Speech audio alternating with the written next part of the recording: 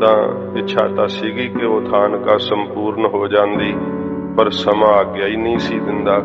ਇਸ ਕਰਕੇ ਸਮੇਂ ਵਿੱਚ ਰਹਿਣਾ ਪੈਂਦਾ, ਕਿਉਂਕਿ ਤਖ਼ਤ ਸਾਹਿਬ ਜੀ ਦੇ ਉੱਪਰ ਹੋਰ ਸਾਰੀਆਂ ਮਰਿਆਦਾਵਾਂ ਪੂਰੀਆਂ ਹੋਣੀਆਂ ਹੁੰਦੀਆਂ ਹਨ। ਤੋ ਇਸ ਕਰਕੇ ਕੱਲ੍ਹ ਆਪਾਂ ਸੰਪੂਰਨ ਨਹੀਂ ਸਾਂ ਕਰ ਸਕੇ। ਇੱਥੋਂ ਤੱਕ ਇਹ ਉਥਾਨਕਾ ਆਪਾਂ ਸਰਵਣ ਕੀਤੀ ਸੀ ਕਿ ਜਿਸ ਵਕਤ ਅਸਰਾਜ ਗੁਆਂਢੀ ਰਾਜ ਵਿੱਚ ਜਦੋਂ ਉਹਨੂੰ ਰਾਜ ਭਾਗ ਪ੍ਰਾਪਤ ਹੋ ਗਿਆ ਸੀ ਤਾਂ ਉਸਨੇ ਬਹੁਤ ਧਰਮ ਦਾ ਰਾਜ ਸਥਾਪਿਤ ਕੀਤਾ ਸੀ, ਕਿਉਂਕਿ ਉਹਨੂੰ ਤਾਂ ਬਚਪਨ ਤੋਂ ਹੀ ਸਿੱਖਿਆ ਸੀਗੀ। ਬੜਾ ਸ਼ਸਤਰਾਂ ਦਾ ਧਨੀ ਸੀ, ਵਿਦਵਾਨ ਉੱਚ ਕੋਟੀ ਦਾ ਸੀਗਾ। ਫਿਰ 12 ਸਾਲ ਉਸ ਬੰਦਗੀ ਕੀਤੀ ਸੀ। ਧਰਮ ਦੇ ਵਿੱਚ ਉਸਦਾ ਦ੍ਰਿੜ ਵਿਸ਼ਵਾਸ ਸੀ, ਜਿਸ ਧਰਮ ਕਰਕੇ ਹੀ ਉਸਨੇ ਆਪਣੇ ਜਨਮ ਨੂੰ ਵੀ ਕੁਰਬਾਨ ਕਰਨ ਦਾ ਨਿਰਣਾ ਕਰ ਲਿਆ ਸੀਗਾ। ਤੇ ਜਿਹੜਾ ਆਪਣਾ ਜਨਮ ਹੀ ਲੇਖੇ ਲਾ ਦਿੰਦਾ ਨਾ, ਵਾਹਿਗੁਰੂ ਉਹਨਾਂ ਲਈ ਫਿਰ ਕੁਝ ਵੀ ਕਰਿਸ਼ਮਾ ਕਰਨ ਨੂੰ ਸਾਧ ਸੰਗਤ ਜੀ ਤਿਆਰ ਹੁੰਦਾ। ਵਾਹਿਗੁਰੂ ਦੀ ਕਿਰਪਾ ਨਾਲ ਉਸਦੇ ਟੁੰਡ ਸਾਬਤ ਹੋਣੇ। ਅਸਰਾਜ ਨੇ ਫਿਰ ਜਿੱਧਰ ਨੂੰ ਮੁੱਖ ਕੀਤਾ, ਵੱਡੇ ਵੱਡੇ ਰਾਜ ਉਸਨੇ ਆਪਣੀ ਰਿਆਸਤ ਦੇ ਵਿੱਚ ਸ਼ਾਮਲ ਕਰ ਲਏ। ਇੱਕ ਸਮੇਂ ਫਿਰ ਕਾਲ ਪੈ ਗਿਆ, ਇੰਨਾ ਕਾਲ ਪਿਆ ਕਿ ਦੂਰ ਦੂਰ ਰਾਜਾਂ ਤੱਕ ਅੰਨ ਜਿਹੜਾ ਸੀ ਪ੍ਰਾਪਤ ਨਹੀਂ ਸੀ ਹੁੰਦਾ, ਤੇ ਅਸਰਾਜ ਦੇ ਰਾਜ ਵਿੱਚ ਨਦੀਆਂ ਬੜੀਆਂ ਚੱਲਦੀਆਂ ਸੀ। ਇਸ ਕਰਕੇ ਇਹਦੇ ਰਾਜ ਵਿੱਚ ਕਾਲ ਦਾ ਅਸਰ ਨਹੀਂ ਹੋਣਾ ਹੋਇਆ। ਜਿਹੜਾ ਇਹਦਾ ਸਾਰੰਗ ਪਿਤਾ ਸੀ ਨਾ, ਉਹਦੇ ਫਿਰ ਜਿਹੜੇ ਮੰਤਰੀ ਸੀਗੇ ਉਹ ਖੋਜ ਕਰਦੇ ਹੋਏ ਅਨਾਜ ਦੀ ਭਾਲ ਵਿੱਚ ਨਾ ਅਸਰਾਜ ਦੇ ਦੇਸ਼ ਵਿੱਚ ਆਏ।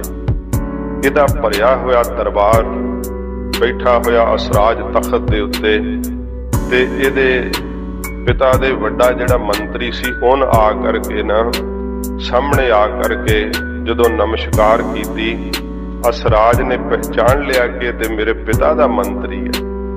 ਉਸਨੇ ਪੁੱਛਿਆ ਕੀ ਗੱਲ ਹੈ। ਉਸ ਦੱਸਿਆ ਕਿ ਸਾਡੇ ਰਾਜ ਵਿੱਚ ਕਾਲ ਪੈ ਗਿਆ, ਜਨਤਾ ਜਿਹੜੀ ਹੈ ਪ੍ਰਜਾ ਬਹੁਤ ਵਿਆਕੁਲ ਹੈ, ਸਾਨੂੰ ਅਨਾਜ ਦੀ ਮਦਦ ਦਿੱਤੀ ਜਾਵੇ। ਅਸਰਾਜ ਦਾ ਧਰਮੀ ਸੁਭਾਅ ਸੀ। ਅਸਰਾਜ ਨੇ ਵਿੱਤੋਂ ਵੱਧ ਜਿਹੜਾ ਸੀ ਅਨਾਜ ਜਿਹੜਾ ਸੀ ਉਹ ਵਜ਼ੀਰ ਨੂੰ ਦੇ ਕਰਕੇ ਤੋਰਿਆ। ਹੋਰ ਵੀ ਬਹੁਤ ਸਾਰੀ ਮਦਦ ਦਿੱਤੀ। ਜਦੋਂ ਰਾਜੇ ਸਾਰੰਗ ਨੂੰ ਪਤਾ ਲੱਗਿਆ ਕਿ ਰਾਜਾ ਬੜਾ ਧਰਮੀ ਹੈ, ਉਹਨੇ ਤਾਂ ਅਨਾਜ ਦਿੱਤਾ ਹੈ, ਹੋਰ ਬਹੁਤ ਵਿੱਤੀ ਮਦਦ ਦਿੱਤੀ ਹੈ, ਸਾਰੰਗ ਨੇ ਸੋਚਿਆ ਕਿ ਮੈਂ ਉਸ ਰਾਜੇ ਨੂੰ ਮਿਲਣਾ ਜਾ ਕਰਕੇ। ਸਾਰੰਗ ਨੇ ਤਿਆਰਾ ਕਰ ਲਿਆ, ਬਿਰਧ ਹੋ ਚੁੱਕਾ ਸੀਗਾ। ਜਦੋਂ ਅਸਰਾਜ ਨੂੰ ਪਤਾ ਲੱਗਾ ਕਿ ਮੇਰਾ ਪਿਤਾ ਮੈਨੂੰ ਮਿਲਣ ਆ ਰਿਹਾ, ਸਾਰੰਗ ਨੂੰ ਨਹੀਂ ਪਤਾ ਕਿ ਮੈਂ ਕਿਹਦੇ ਕੋਲ ਜਾ ਰਿਹਾ ਹਾਂ। ਤਾਂ ਸੋਚ ਰਿਹਾ ਕੋਈ ਧਰਮੀ ਰਾਜਾ ਜਿਹਨੇ ਮੇਰੀ ਮਦਦ ਬਹੁਤ ਕੀਤੀ ਹੈ, ਮੈਂ ਉਹਦੇ ਕੋਲ ਜਾ ਰਿਹਾ ਹਾਂ। ਜਦੋਂ ਸਾਰੰਗ ਨੂੰ ਪਤਾ ਲੱਗਾ ਤੇ ਵਾਹਿਗੁਰੂ ਅਸਰਾਜ ਨੂੰ ਪਤਾ ਲੱਗਾ, ਤੇ ਅਸਰਾਜ ਨੇ ਬਹੁਤ ਦੂਰ ਦੂਰ ਤੱਕ ਗਲੀਚੇ ਵਿਛਾ ਦਿੱਤੇ ਆਪਣੇ ਪਿਤਾ ਦਾ ਸਤਿਕਾਰ ਕਰਨ ਲਈ। ਵੇਖੋ ਸਾਧ ਸੰਗਤ ਜੀ, ਇਹ ਉਹ ਸਾਰੰਗ ਪਿਤਾ ਜਿਸ ਨੇ ਅਸਰਾਜ ਦਾ ਹੱਥ ਵੱਢਣ ਦਾ ਹੁਕਮ ਦਿੱਤਾ ਸੀਗਾ। ਮਹਾਰਾਜ ਨੇ ਅਸਰਾਜੇ ਨੂੰ ਧਰਮੀ ਜਾਣ ਕੇ ਵਾਰ ਪਸੰਦ ਕੀਤੀ। ਸੱਚੇ ਪਾਤਸ਼ਾਹ ਨੇ ਪਿਤਾ ਕਤਲ ਕਰਵਾਵੇ, ਹੱਥ ਕਟਵਾਵੇ, ਤਾਂ ਵੀ ਅਸਰਾਜ ਕਹਿੰਦਾ ਹੈ ਮੇਰਾ ਪਿਤਾ ਆ ਰਿਹਾ ਹੈ, ਇੰਨਾ ਸਤਿਕਾਰ ਹੋ ਰਿਹਾ ਹੈ, ਅਤਰ ਫਲੇਲ ਛਿੜਕੇ ਜਾ ਰਹੇ ਹੈ। ਆਪ ਅਸਰਾਜ ਜਦੋਂ ਅੱਗੋਂ ਆਂਡੀ ਸਤਿਕਾਰ ਕਰਦਾ ਹੋਇਆ ਉੱਥੇ ਪਹੁੰਚਿਆ ਹੈ। ਰਾਜੇ ਸਾਰੰਗ ਨੇ ਜਦੋਂ ਵੇਖਿਆ ਸਾਹਮਣੇ ਖਲੋਤਾ ਹੋਇਆ ਰਾਜੇ ਦੀ ਪਦਵੀ ਤੇ ਜਿਹਦੇ ਸ਼ੀਸ਼ ਤੇ ਛਤਰ ਝੂਲ ਰਿਹਾ ਕੋਈ ਹੋਰ ਨਹੀਂ, ਉਹ ਤਾਂ ਮੇਰਾ ਪੁੱਤਰ ਅਸਰਾਜ ਹੈ। ਐਡਾ ਪ੍ਰਤਾਪ ਵੇਖ ਕਰਕੇ ਰਾਜਾ ਸਾਰੰਗ ਜਦੋਂ ਅੱਗੇ ਹੋ ਕੇ ਪੈਰੀਂ ਪੈਣ ਲੱਗਾ, ਅਸਰਾਜ ਨੇ ਹੱਥ ਫੜ ਲਏ, ਪਿਤਾ ਜੀ ਚਰਨੀ ਤਾਂ ਮੈਂ ਲੱਗਣਾ ਹੈ ਤੁਹਾਡੇ। ਅਸਰਾਜ ਨੇ ਬੜੀ ਸ਼ਰਧਾ ਨਾਲ ਆਪਣੇ ਪਿਤਾ ਦੇ ਚਰਨ ਪਰਸੇ, ਬੜਾ ਸਤਿਕਾਰ ਦਿੱਤਾ। ਸਤਿਕਾਰ ਵਾਲੇ ਥਾਂ ਤੇ ਬਿਠਾ ਕਰਕੇ ਬੜੀ ਸੇਵਾ ਕੀਤੀ। ਫਿਰ ਪੁੱਛਿਆ ਸਾਰੰਗ ਨੇ ਕਿ ਕੀ ਹੋਇਆ ਤੇਰੇ ਨਾਲ, ਮੈਨੂੰ ਬਾਤ ਦੀ ਕੋਈ ਵਿਥਿਆ ਨਹੀਂ ਪਤਾ, ਮੈਨੂੰ ਤਾਂ ਵਜ਼ੀਰਾਂ ਨੇ ਤੇਰਾ ਹੱਥ ਕੱਟਿਆ ਵਿਖਾਲ ਦਿੱਤਾ ਸੀ। ਆਖਿਆ ਪਿਤਾ ਜੀ तुसां तां एक हथ कट्टण दा आदेश दिता सी, पर मेरे भरावां ने मेरे दोवें हथ कट दिते सी, ते फिर मैनू छड्डिया नहीं सी। तुसां देश निकाले दा आदेश दिता सी, उन्हां मैनू खूह विच सिट दिता सी मारन वास्ते। ते फिर असराज ने सारी विथया सुना दित्ती कि किवें किवें मैनू ये राज भाग मिलिया ते किवें निरंकार दी किरपा नाल ये टुंड हरे हो गए, किवें एडा वड्डा प्रताप होया। राजे सारंग नू शर्म आई ते समय अपनी कीती करनी दे उत्ते कि मैं राणी दे आखे लग के एडे धर्मी पुत दे उत्ते जुल्म कीता। राजे सारंग ने उसे समय जेड़े नाल वजीर सी ना, अपने राज भाग दा टिक्का जेड़ा सी ना असराज नू चुन के अपना राज भी बख्शिश कर दिता। कहा कि मैं अज तो बंदगी करके अपना समा अपनी जिंदगी नू सफलियां करना है। असराज, मेरा राज भाग भी हुण तू ही संभालना है। जदों इधर राजधानी दे अंदर खान सुल्तान नू पता लगा कि राज भाग तां पिता सारंग ने असराज नू दे दिता है, उन्हां फिर युद्ध की तैयारी कर ली। असराज तां नहीं सी युद्ध करना चाहुंदा, शायद वो राज अपने भरावां नू ही दे दिंदा, पर खान सुल्तान ने हथ वड्डे सी ना, इहदे भरा सीगे ते इन्हां ने फिर युद्ध की जदों तैयारी की। फिर साध संगत जी, जिथे असराज इन्ना ज्यादा नरम सी अंदरों, इन्ना ज्यादा उहदा दिल कोमल सीगा। रब दे भगत जिन्ने कोमल हुंदे आ ना, जुल्म नूं नाश करन लई उन्ने ही भयानक हो जांदे आ। फिर गुरु गोबिंद सिंह साहब जी महाराज ने भी अपने खालसे नूं ऐसी सिक्ख्या दित्ती है कि जिहड़ा कोई गऊ गरीब है उहदे लई मेरे खालसे दा दिल बहुत कोमल होवे ते जरवाणे दे लई शेर दी तरह होवे मेरा खालसा। वेख के जालम दा दिल दहल जावे कि मैं किवें सामने खलो सकांगा। इहो जिही खालसे सी बाबा दीप सिंह साहब जी वर्गे, बाबा गुरबख्श सिंह साहब जी वर्गे, जिन्हां दे नेत्रां च नेत्र नहीं सी जालम पा सकदा, एडा प्रताप सी उन्हां दे मुख मंडल दे उपर। रासे असराज नूं फिर छतरी सीगा ना, ते फिर जदों युद्ध लई कोई चढ़ के आ जाए ते ये छतरी दा धर्म हुंदा, फिर ओदी वंगार नूं जरूर वो जवाब दिंदा है। रासे असराज ने फिर खान ते सुल्तान दी उस ललकार नूं सुन करके चढ़ाई की। बहुत ज्यादा दू बदू लड़ाई हुई ते राजे असराज ने इस युद्ध नूं फतेह कीता। खान सुल्तान जेड़े सी वो इस युद्ध दे अंदर मारे गए। इस युद्ध दी जड़ियां वारां सीगियां ना, वो गुरु हरगोबिंद साहब सच्चे पातशाह जी महाराज दे अगे जेड़ा भाई नत्था ते ढाडी अब्दुल्ला ये गाया करदे सी।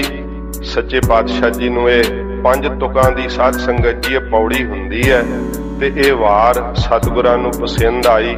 महाराज ने भाई गुरदास साहब नूं आख्या कि भाई गुरदास जी, ये जिहड़ी वार है टुंडे असराज दी, आसा दी वार दी जिहड़ी धुन है ना, इहदे उत्ते महाराज कहंदे भाई ये चढ़ा दिओ। ये अखर फिर भाई गुरदास साहब तो धन गुरु हरगोबिंद साहब सच्चे पातशाह जी महाराज लिखवाए है, जिसकी गवाही साध संगत जी गुरबलास पातशाही 6वीं विच मिलती है।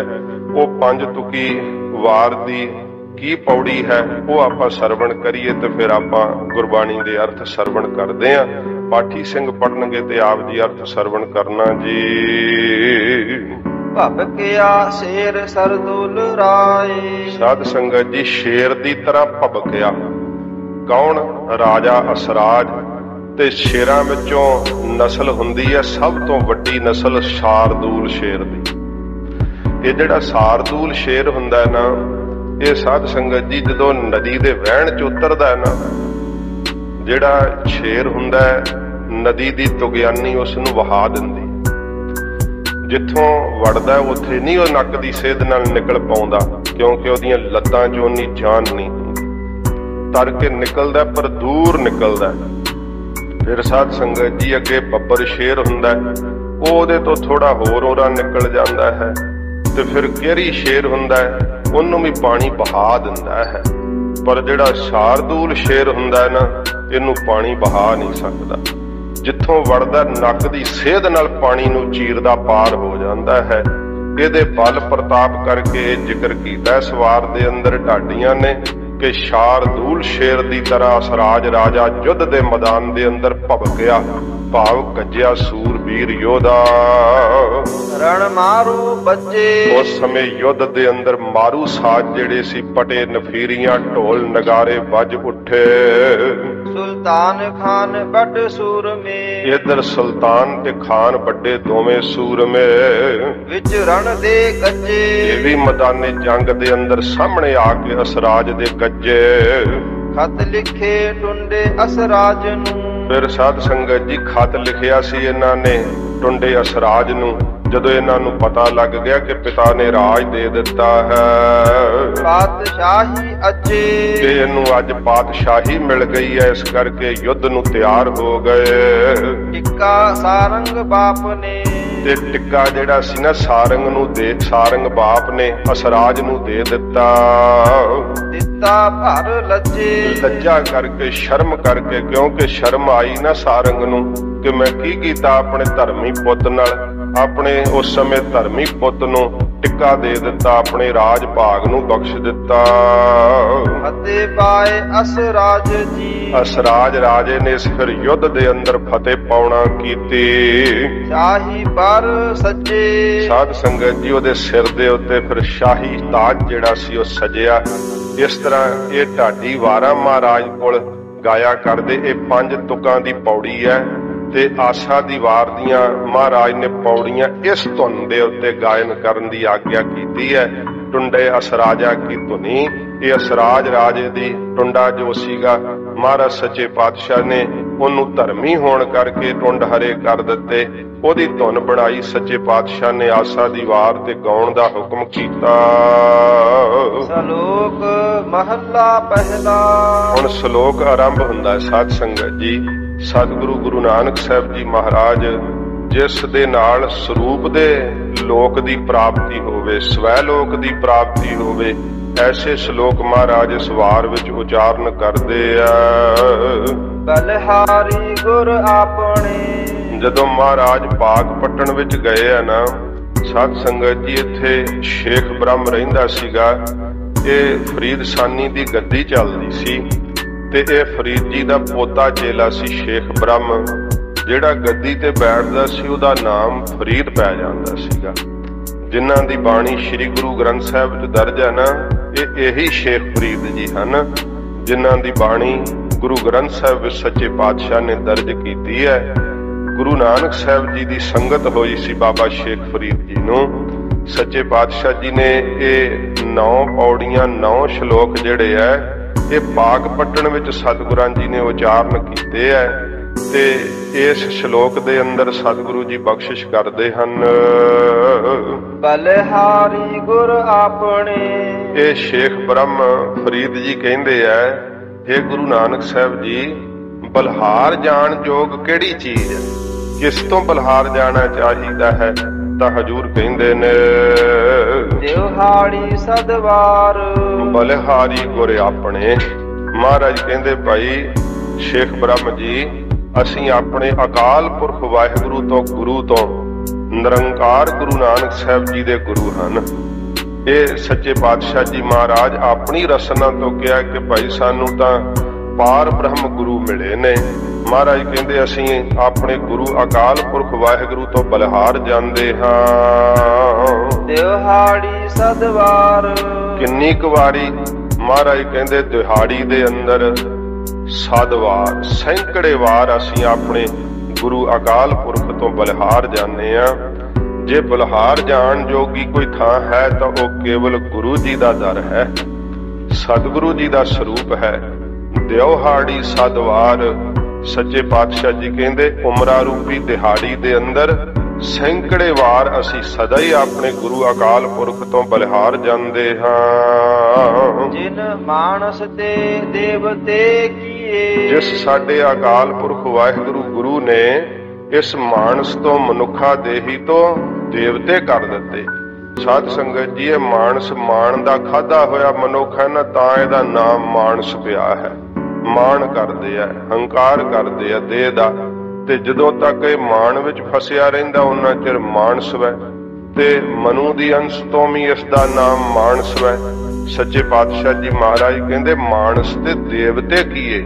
ਇਹ ਦੇਵਤੇ ਉਹ ਨਹੀਂ ਕੀਤੇ ਵੀ ਜਿਹੜੇ ਇੰਦਰ ਵਰਗੇ ਆ, ਜਿਨ੍ਹਾਂ ਦਾ ਰਾਜਾ ਇੰਦਰ ਵੈ। ਦੇਵ ਤੋਂ ਸਾਧ ਸੰਗਤ ਜੀ, ਦੇਵ ਧਾਤੂ ਤੋਂ ਅਰਥ ਹੈ ਪ੍ਰਕਾਸ਼ ਸਰੂਪ। ਪ੍ਰਕਾਸ਼ ਕੀ ਹੈ? ਗਿਆਨ ਦਾ ਪ੍ਰਕਾਸ਼, ਬ੍ਰਹਮ ਗਿਆਨ ਦਾ ਪ੍ਰਕਾਸ਼। ਸਤਿਗੁਰੂ ਜੀ ਨੇ ਇਹ ਅਕਾਲ ਪੁਰਖ ਵਾਹਿਗੁਰੂ ਦੀ ਸ਼ਕਤੀ ਕਥਨ ਕੀਤੀ ਹੈ। ਸਾਧ ਸੰਗਤ ਜੀ, ਨਿਰੰਕਾਰ ਦੀ ਸ਼ਕਤੀ ਜਦੋਂ ਮਨੁੱਖ ਦੇ ਸਰੀਰ ਤੇ ਮਾਨਸ ਦੇ ਉੱਤੇ ਆ ਕਰਕੇ ਵਰਤਦੀ ਹੈ ਨਾ, ਇੱਕਦਮ ਪਲਟਾ ਵੱਜਦਾ। ਫਿਰ ਕਿੱਥੇ ਦੈਂਤ ਬਿਰਤੀ ਹੁੰਦੀ ਹੈ, ਕਿੱਥੇ ਫਿਰ ਦੇਵ ਬਿਰਤੀ ਬਣ ਜਾਂਦੀ ਹੈ। ਮਾਨਸ ਤੇ ਦੇਵਤੇ ਕੀਏ। ਮਨੁੱਖਾਂ ਤੋਂ ਮਾਣ ਦੇ ਖਾਧੇ ਹੋਏ ਜਿਹੜੇ ਮਨੁੱਖ ਸੀਗੇ, ਉਹਨਾਂ ਤੋਂ ਜਦੋਂ ਮੇਰੇ ਅਕਾਲ ਪੁਰਖ ਵਾਹਿਗੁਰੂ ਗੁਰੂ ਨੇ ਪਰਸਿਆ ਨਾ ਉਹਨਾਂ ਨੂੰ, ਮਹਾਰਾਜ ਕਹਿੰਦੇ ਉਹਨਾਂ ਨੂੰ ਦੇਵ ਪ੍ਰਕਾਸ਼ ਸਰੂਪ ਕਰ ਦਿੱਤਾ। ਬ੍ਰਹਮ ਗਿਆਨ ਦੇ ਪ੍ਰਕਾਸ਼ ਨਾਲ ਉਹਨਾਂ ਨੂੰ ਨਿਹਾਲ ਕਰ ਦਿੱਤਾ। ਕਰਤਨ ਲਾਗੀ ਵਾਰ। ਮੁਸਲਮਾਨਾਂ ਦੇ ਮਸਲਿਆਂ ਦੀਆਂ ਕਿਤਾਬਾਂ ਵਿੱਚ ਲਿਖਿਆ ਹੋਇਆ ਹੈ ਕਿ ਖੁਦਾ ਨੇ ਨਾ 7 ਦਿਨ ਵਿੱਚ ਸ੍ਰਿਸ਼ਟੀ ਬਣਾਈ ਤੇ 7 ਦਿਨ ਵਿੱਚ ਸ੍ਰਿਸ਼ਟੀ ਬਣਾ ਕਰਕੇ ਫਿਰ 8ਵੇਂ ਦਿਨ ਉਹਨ ਆਰਾਮ ਕੀਤਾ ਸੀ। ਪਰ ਹਜੂਰ ਇਉਂ ਨਹੀਂ ਕਹਿੰਦੇ। ਮਹਾਰਾਜ ਕਹਿੰਦੇ ਕਰਤਨ ਲਾਗੀ ਵਾਰ। ਵਾਹਿਗੁਰੂ ਨੂੰ ਮਨੁੱਖਾਂ ਤੋਂ ਬ੍ਰਹਮ ਗਿਆਨ ਦੇਣ ਲੱਗਿਆ ਦੇਰ ਨਹੀਂ ਲੱਗੀ। ਗੁਰੂ ਨਾਨਕ ਸਾਹਿਬ ਜੀ ਦੇ ਚਰਨ ਹੀ ਪਰਸੇ ਸੀ ਨਾ ਆਧਰ ਕੇ ਨੇ, ਕਪਾਟ ਖੁੱਲ ਗਏ ਸੀ ਉਹਦੇ। ਸਾਲਸਰਾਏ ਜੌਹਰੀ ਕਹਿੰਦਾ ਮਹਾਰਾਜ ਮੈਂ ਇਹ ਤਾਂ ਮੇਰਾ ਨੌਕਰ ਹੈ। ਹਜੂਰ ਕਹਿੰਦੇ ਫਿਰ ਇਹਦੇ ਚਰਨ ਫੜ ਲੈ। ਜਦੋਂ ਸਾਲਸਰਾਏ ਜੌਹਰੀ ਨੇ ਇੰਨੀ ਨਿਮਰਤਾ ਧਾਰਨ ਕੀਤੀ, ਆਪ ਦੇ ਨੌਕਰ ਦੇ ਵੀ ਪੈਰ ਪਕੜ ਲਏ। ਹਜੂਰ ਨੇ ਉਹਦੇ ਵੀ ਸਿਰ ਦੇ ਉੱਤੇ ਆਪਣਾ 2.25 ਗਜ ਦਾ ਸਾਫਾ ਜਿਹੜਾ ਸੀ ਨਾ ਪਰਨਾ ਗਲ ਵਾਲਾ, ਉਹ ਲਾ ਕੇ ਮਹਾਰਾਜ ਸਾਲਸਰਾਏ ਜੌਹਰੀ ਦੇ ਸੀਸ ਤੇ ਸਜਾ ਦਿੱਤਾ। ਉਹਦੇ ਵੀ ਕਪਾਟ ਖੁੱਲ ਗਏ। ਗਿਆਨ ਹੋ ਗਿਆ ਸਾਲਸਰਾਏ ਜੌਹਰੀ ਨੂੰ। ਇਹ ਗਿਆਨ ਦੇਣ ਲੱਗਿਆ ਗੁਰੂ ਨਾਨਕ ਸਾਹਿਬ ਨੂੰ ਦੇਰ ਨਹੀਂ ਲੱਗੀ। ਸਤਿਗੁਰਾਂ ਨੇ ਆਪਣੀ ਨਿਗਾਹ ਨਾਲ ਹੀ ਤੱਕਿਆ ਤੇ ਨੂਰਸ਼ਾਹ ਜਾਦੂਗਰਨੀ ਦਾ ਜੀਵਨ ਪਲਟ ਗਿਆ। ਬ੍ਰਹਮ ਗਿਆਨੀ ਹੋਈ ਆ ਉਹ ਨੂਰਸ਼ਾਹ ਜਾਦੂਗਰਨੀ, ਜਿਹੜੀ ਜਾਦੂ ਟੂਣੇ ਕਰਦੀ ਸੀ, ਜਿਨ ਭਾਈ ਮਰਦਾਨਾ ਜੀ ਨੂੰ ਮੇਢਾ ਬਣਾ ਲਿਆ ਸੀਗਾ। ਬੜੀਆਂ ਤਰਾਟਕ ਸ਼ਕਤੀਆਂ ਜਾਣਦੀ ਸੀ। ਗੁਰੂ ਨਾਨਕ ਸਾਹਿਬ ਜੀ ਦੇ ਅੱਗੇ ਢੇਰੀ ਹੋ ਗਈ ਸੀ। ਸਤਿਗੁਰੂ ਦਾ ਪ੍ਰਤਾਪ ਵੇਖ ਕੇ ਮਹਾਰਾਜ ਨੇ ਕਿਹਾ ਨੂਰਸ਼ਾਹ ਜੀਵਨ ਹਾਰ ਜਾਏਂਗੀ। ਸਤਿਗੁਰੂ ਤੁਹਾਡੇ ਦਰਸ਼ਨ ਕਰਕੇ ਹੀ ਜਾਦੂ ਟੂਣਿਆਂ ਵਾਲੀ ਨੂਰਸ਼ਾਹ ਮਰ ਗਈ ਹੈ। ਕਿਰਪਾ ਕਰਕੇ ਆਪਣੀ ਗੁਰਮਤਿ ਦਾ ਮੈਨੂੰ ਉਪਦੇਸ਼ ਦਿਓ। ਸਤਿਗੁਰਾਂ ਨੇ ਕਿਰਪਾ ਦ੍ਰਿਸ਼ਟੀ ਨਾਲ ਤੱਕ ਕੇ ਨੂਰਸ਼ਾਹ ਨੂੰ ਬ੍ਰਹਮ ਗਿਆਨ ਦਿੱਤਾ ਤੇ ਉਥੋਂ ਦੀ ਪ੍ਰਚਾਰਕ ਥਾਪਿਆ, ਧਰਮਸ਼ਾਲਾ ਕਾਇਮ ਕੀਤੀ। ਸਾਰੀ ਜ਼ਿੰਦਗੀ ਨੂਰਸ਼ਾਹ ਸਾਧ ਸੰਗਤ ਜੀ ਗੁਰਮਤਿ ਦਾ ਪ੍ਰਚਾਰ ਕਰਦੀ ਰਹੀ। ਕਿੱਥੇ ਜਾਦੂ ਟੂਣਿਆਂ ਵਾਲਾ ਜੀਵਨ ਸੀ। ਮਾਨਸ ਤੇ ਦੇਵਤੇ ਕੀਏ। ਕਰਤ ਨਾ ਲਾਗੀ ਵਾਰ। ਕਰਦਿਆਂ ਹੋਇਆਂ ਸਤਿਗੁਰਾਂ ਨੂੰ ਦੇਰ ਨਹੀਂ ਲੱਗੀ। ਬਸ ਸੀਸ ਤੇ ਹੱਥ ਹੀ ਧਰਿਆ। ਮੇਰ ਦੀ ਦ੍ਰਿਸ਼ਟੀ ਪਾ ਕੇ ਤੱਕਿਆ ਹੀ ਸੱਚੇ ਪਾਤਸ਼ਾਹ ਜੀ ਮਹਾਰਾਜ ਨੇ ਤੇ ਫਿਰ ਪਾਹਣ ਮਾਣਕ ਕਰੈ। ਪੱਥਰ ਨੂੰ ਮੋਤੀ ਕਰ ਦਿੱਤਾ ਗੁਰੂ ਨਾਨਕ ਸਾਹਿਬ ਜੀ ਮਹਾਰਾਜ ਨੇ। ਕਾਠੋਂ ਸ਼੍ਰੀਖੰਡ ਸਤਿਗੁਰ ਕੀਓ। ਕਿੱਥੇ ਸਾਧ ਸੰਗਤ ਜੀ ਨਿੰਮ ਕੌੜੀ ਹੁੰਦੀ ਹੈ, ਅੱਕ ਧਤੂਰਾ ਕੌੜਾ ਹੁੰਦਾ ਹੈ, ਪਰ ਜਦੋਂ ਚੰਦਨ ਹੋਵੇ ਤੇ ਉਹਦਾ ਕਿੱਡਾ ਮੁੱਲ ਹੁੰਦਾ ਹੈ। ਸਤਿਗੁਰੂ ਜੀ ਦੇ ਵੇਖਦਿਆਂ ਹੀ ਛਿਛਰੇ ਪਲਾਸ ਦੇ ਰੁੱਖਾਂ ਵਰਗੇ ਨਿੰਮ ਵਰਗੇ ਕੌੜੇ ਜਿਹੜੇ ਸੀ ਨਾ, ਉਹ ਭਗਤੀ ਦੀ ਚੰਦਨ ਦੀ ਖੁਸ਼ਬੂ ਜਿਹੜੀ ਸੀ ਨਾ, ਭਗਤੀ ਦੀ ਖੁਸ਼ਬੂ ਵਾਲੇ ਹੋ ਗਏ। ਮਹਾਰਾਜ ਕਹਿੰਦੇ ਮੇਰੇ ਵਾਹਿਗੁਰੂ ਨੂੰ ਇਹ ਮਨੁੱਖਾਂ ਤੋਂ ਦੇਵਤੇ ਕਰਦਿਆਂ ਬ੍ਰਹਮ ਗਿਆਨ ਦਿੰਦਿਆਂ ਕੋਈ ਦੇਰ ਨਹੀਂ ਲੱਗਦੀ। 10 ਪਾਤਸ਼ਾਹੀਆਂ ਨੇ ਇਹ ਨਾਮ ਦਾ ਪ੍ਰਸਾਦ ਸਾਧ ਸੰਗਤ ਜੀ ਜੀਆਂ ਨੂੰ ਆ ਕਰਕੇ ਛੋਲਿਆਂ ਦੀ ਤਰ੍ਹਾਂ ਹੀ ਵਰਤਾ ਦਿੱਤਾ। ਸੱਚੇ ਪਾਤਸ਼ਾਹ ਜੀ ਨੇ ਐਡੀਆਂ ਬਖਸ਼ਿਸ਼ਾਂ ਕੀਤੀਆਂ ਗਰੀਬ ਨਵਾਜ ਸਤਿਗੁਰੂ ਜੀ ਨੇ। ਧੰਨ ਗੁਰੂ ਨਾਨਕ ਸਾਹਿਬ ਜੀ ਮਹਾਰਾਜ ਦੀ ਬਾਬਤ ਭਾਈ ਗੁਰਦਾਸ ਸਾਹਿਬ ਜੀ ਨੇ ਕਿਹਾ, ਬਾਬਾ ਦੇਖੈ ਧਿਆਨ ਧਰ ਜਲਦੀ ਸਭ ਪ੍ਰਿਥਵੀ ਦਿਸ ਆਈ। ਮਹਾਰਾਜ ਨੂੰ ਜਦੋਂ ਸੜਦੀ ਬਲਦੀ ਹੋਈ ਪ੍ਰਿਥਵੀ ਦਿਸੀ ਤੇ ਭਾਈ ਸਾਹਿਬ ਜੀ ਕਹਿੰਦੇ ਨੇ ਚੜਿਆ ਸੋਧਣ ਧਰਤ ਲੁਕਾਈ। ਮਹਾਰਾਜ ਨੇ ਫਿਰ ਸਤਨਾਮ ਦਾ ਚੱਕਰ ਫਿਰਾਇਆ, ਸੱਚੇ ਨਾਮ ਦਾ ਛੱਟਾ ਦਿੱਤਾ ਬਲਦੀ ਸੜਦੀ ਹੋਈ ਸ੍ਰਿਸ਼ਟੀ ਦੇ ਉੱਪਰ। ਇਹ ਗੁਰੂ ਨਾਨਕ ਸਾਹਿਬ ਨੂੰ ਕਰਦਿਆਂ ਕੋਈ ਦੇਰ ਨਹੀਂ ਲੱਗੀ ਹੈ। ਮਹਾਰਾਜ ਸੱਚੇ ਪਾਤਸ਼ਾਹ ਵਾਹਿਗੁਰੂ ਜੀ ਦੀ ਇਸ ਸ਼ਕਤੀ ਦਾ ਜ਼ਿਕਰ ਕਰਦੇ ਹੋਏ ਕਹਿੰਦੇ ਨੇ, ਸ਼ੇਖ ਬ੍ਰਹਮ ਜੀ ਜਦੋਂ ਮੇਰਾ ਵਾਹਿਗੁਰੂ ਕਿਰਪਾ ਕਰਦਾ ਹੈ ਨਾ ਤੇ ਉਹਨੂੰ 10 ਪਾਤਸ਼ਾਹੀਆਂ ਪ੍ਰਕਾਸ਼ ਦਿੰਦਿਆਂ ਗਿਆਨ ਦਿੰਦਿਆਂ ਹੋਇਆਂ ਦੇਰ ਨਹੀਂ ਲੱਗਦੀ। ਇਹ ਛਿਣ ਮਾਤਰ ਸਮੇਂ 'ਚ ਹੀ ਸਾਰੀ ਸ੍ਰਿਸ਼ਟੀ ਵਾਹਿਗੁਰੂ ਨੇ ਬਣਾ ਦਿੱਤੀ ਆ। ਮਹੱਲਾ ਦੂਜਾ। ਧੰਨ ਗੁਰੂ ਅੰਗਦ ਦੇਵ ਸੱਚੇ ਪਾਤਸ਼ਾਹ ਜੀ ਮਹਾਰਾਜ ਖਡੂਰ ਸਾਹਿਬ ਵਿੱਚ ਸਜੇ ਤੇ ਗਰੀਬ ਨਵਾਜ਼ ਸੱਚੇ ਪਾਤਸ਼ਾਹ ਜੀ ਨੂੰ ਸਿੱਖ ਪੁੱਛਦੇ ਆ ਕਿ ਮਹਾਰਾਜ ਗੁਰੂ ਨਾਨਕ ਸਾਹਿਬ ਸੱਚੇ ਪਾਤਸ਼ਾਹ ਜੀ ਮਹਾਰਾਜ ਨੇ ਜੋ ਅਕਾਲ ਪੁਰਖ ਵਾਹਿਗੁਰੂ ਦਾ ਗੁਰੂ ਰੂਪ ਵਿੱਚ ਜ਼ਿਕਰ ਕੀਤਾ ਹੈ, ਮਹਾਰਾਜ ਆਪ ਸਾਨੂੰ ਦੱਸੋ ਕਿ ਗੁਰੂ ਨਾਨਕ ਸਾਹਿਬ ਆਪ ਕੇ ਗੁਰੂ ਹਨ ਸੱਚੇ ਪਾਤਸ਼ਾਹ, ਗੁਰੂ ਨਾਨਕ ਸਾਹਿਬ ਜੀ ਦੀ ਕੀ ਮਹਿਮਾ ਹੈ, ਆਪ ਕਿਰਪਾ ਕਰਕੇ ਦੱਸੋ। ਤੇ ਹਜੂਰ ਆਪਣੇ ਗੁਰੂਦੇਵ ਗੁਰੂ ਨਾਨਕ ਸਾਹਿਬ ਜੀ ਅਕਾਲ ਪੁਰਖ ਵਾਹਿਗੁਰੂ ਸਰੂਪ ਸਤਿਗੁਰੂ ਜੀ ਦੀ ਮਹਿਮਾ ਮਹਾਰਾਜ ਕਹਿੰਦੇ ਆ ਭਾਈ ਗੁਰੂ ਸਾਹਿਬ ਕਿੰਨੇ ਮਹਾਨ ਹਨ, ਕਿਉਂਕਿ ਮਹਾਰਾਜ ਦੀ ਮਹਾਨਤਾ ਨੂੰ ਤਾਂ ਮਾਪਿਆ ਨਹੀਂ ਜਾ ਸਕਦਾ ਨਾ, ਪਰ ਜੀਆਂ ਦੇ ਭਲੇ ਲਈ ਸੱਚੇ ਪਾਤਸ਼ਾਹ ਜੀ ਦੱਸਦੇ ਆ ਕਿ ਭਾਈ ਸਾਡੇ ਗੁਰੂ ਸਾਹਿਬ ਜਿਹੜੇ ਗੁਰੂ ਨਾਨਕ ਸਾਹਿਬ ਨੂੰ ਗੁਰੂ ਧਾਰਨ ਕਰਦੇ ਆ ਉਹਨਾਂ ਨੂੰ ਕੀ ਬਖਸ਼ਿਸ਼ ਮਿਲਦੀ ਹੈ, ਤੇ ਜਿਹੜੇ ਗੁਰੂ ਤੋਂ ਵਾਂਝੇ ਰਹਿ ਜਾਂਦੇ ਉਹਨਾਂ ਦਾ ਕੀ ਹਾਲ ਹੁੰਦਾ ਏ।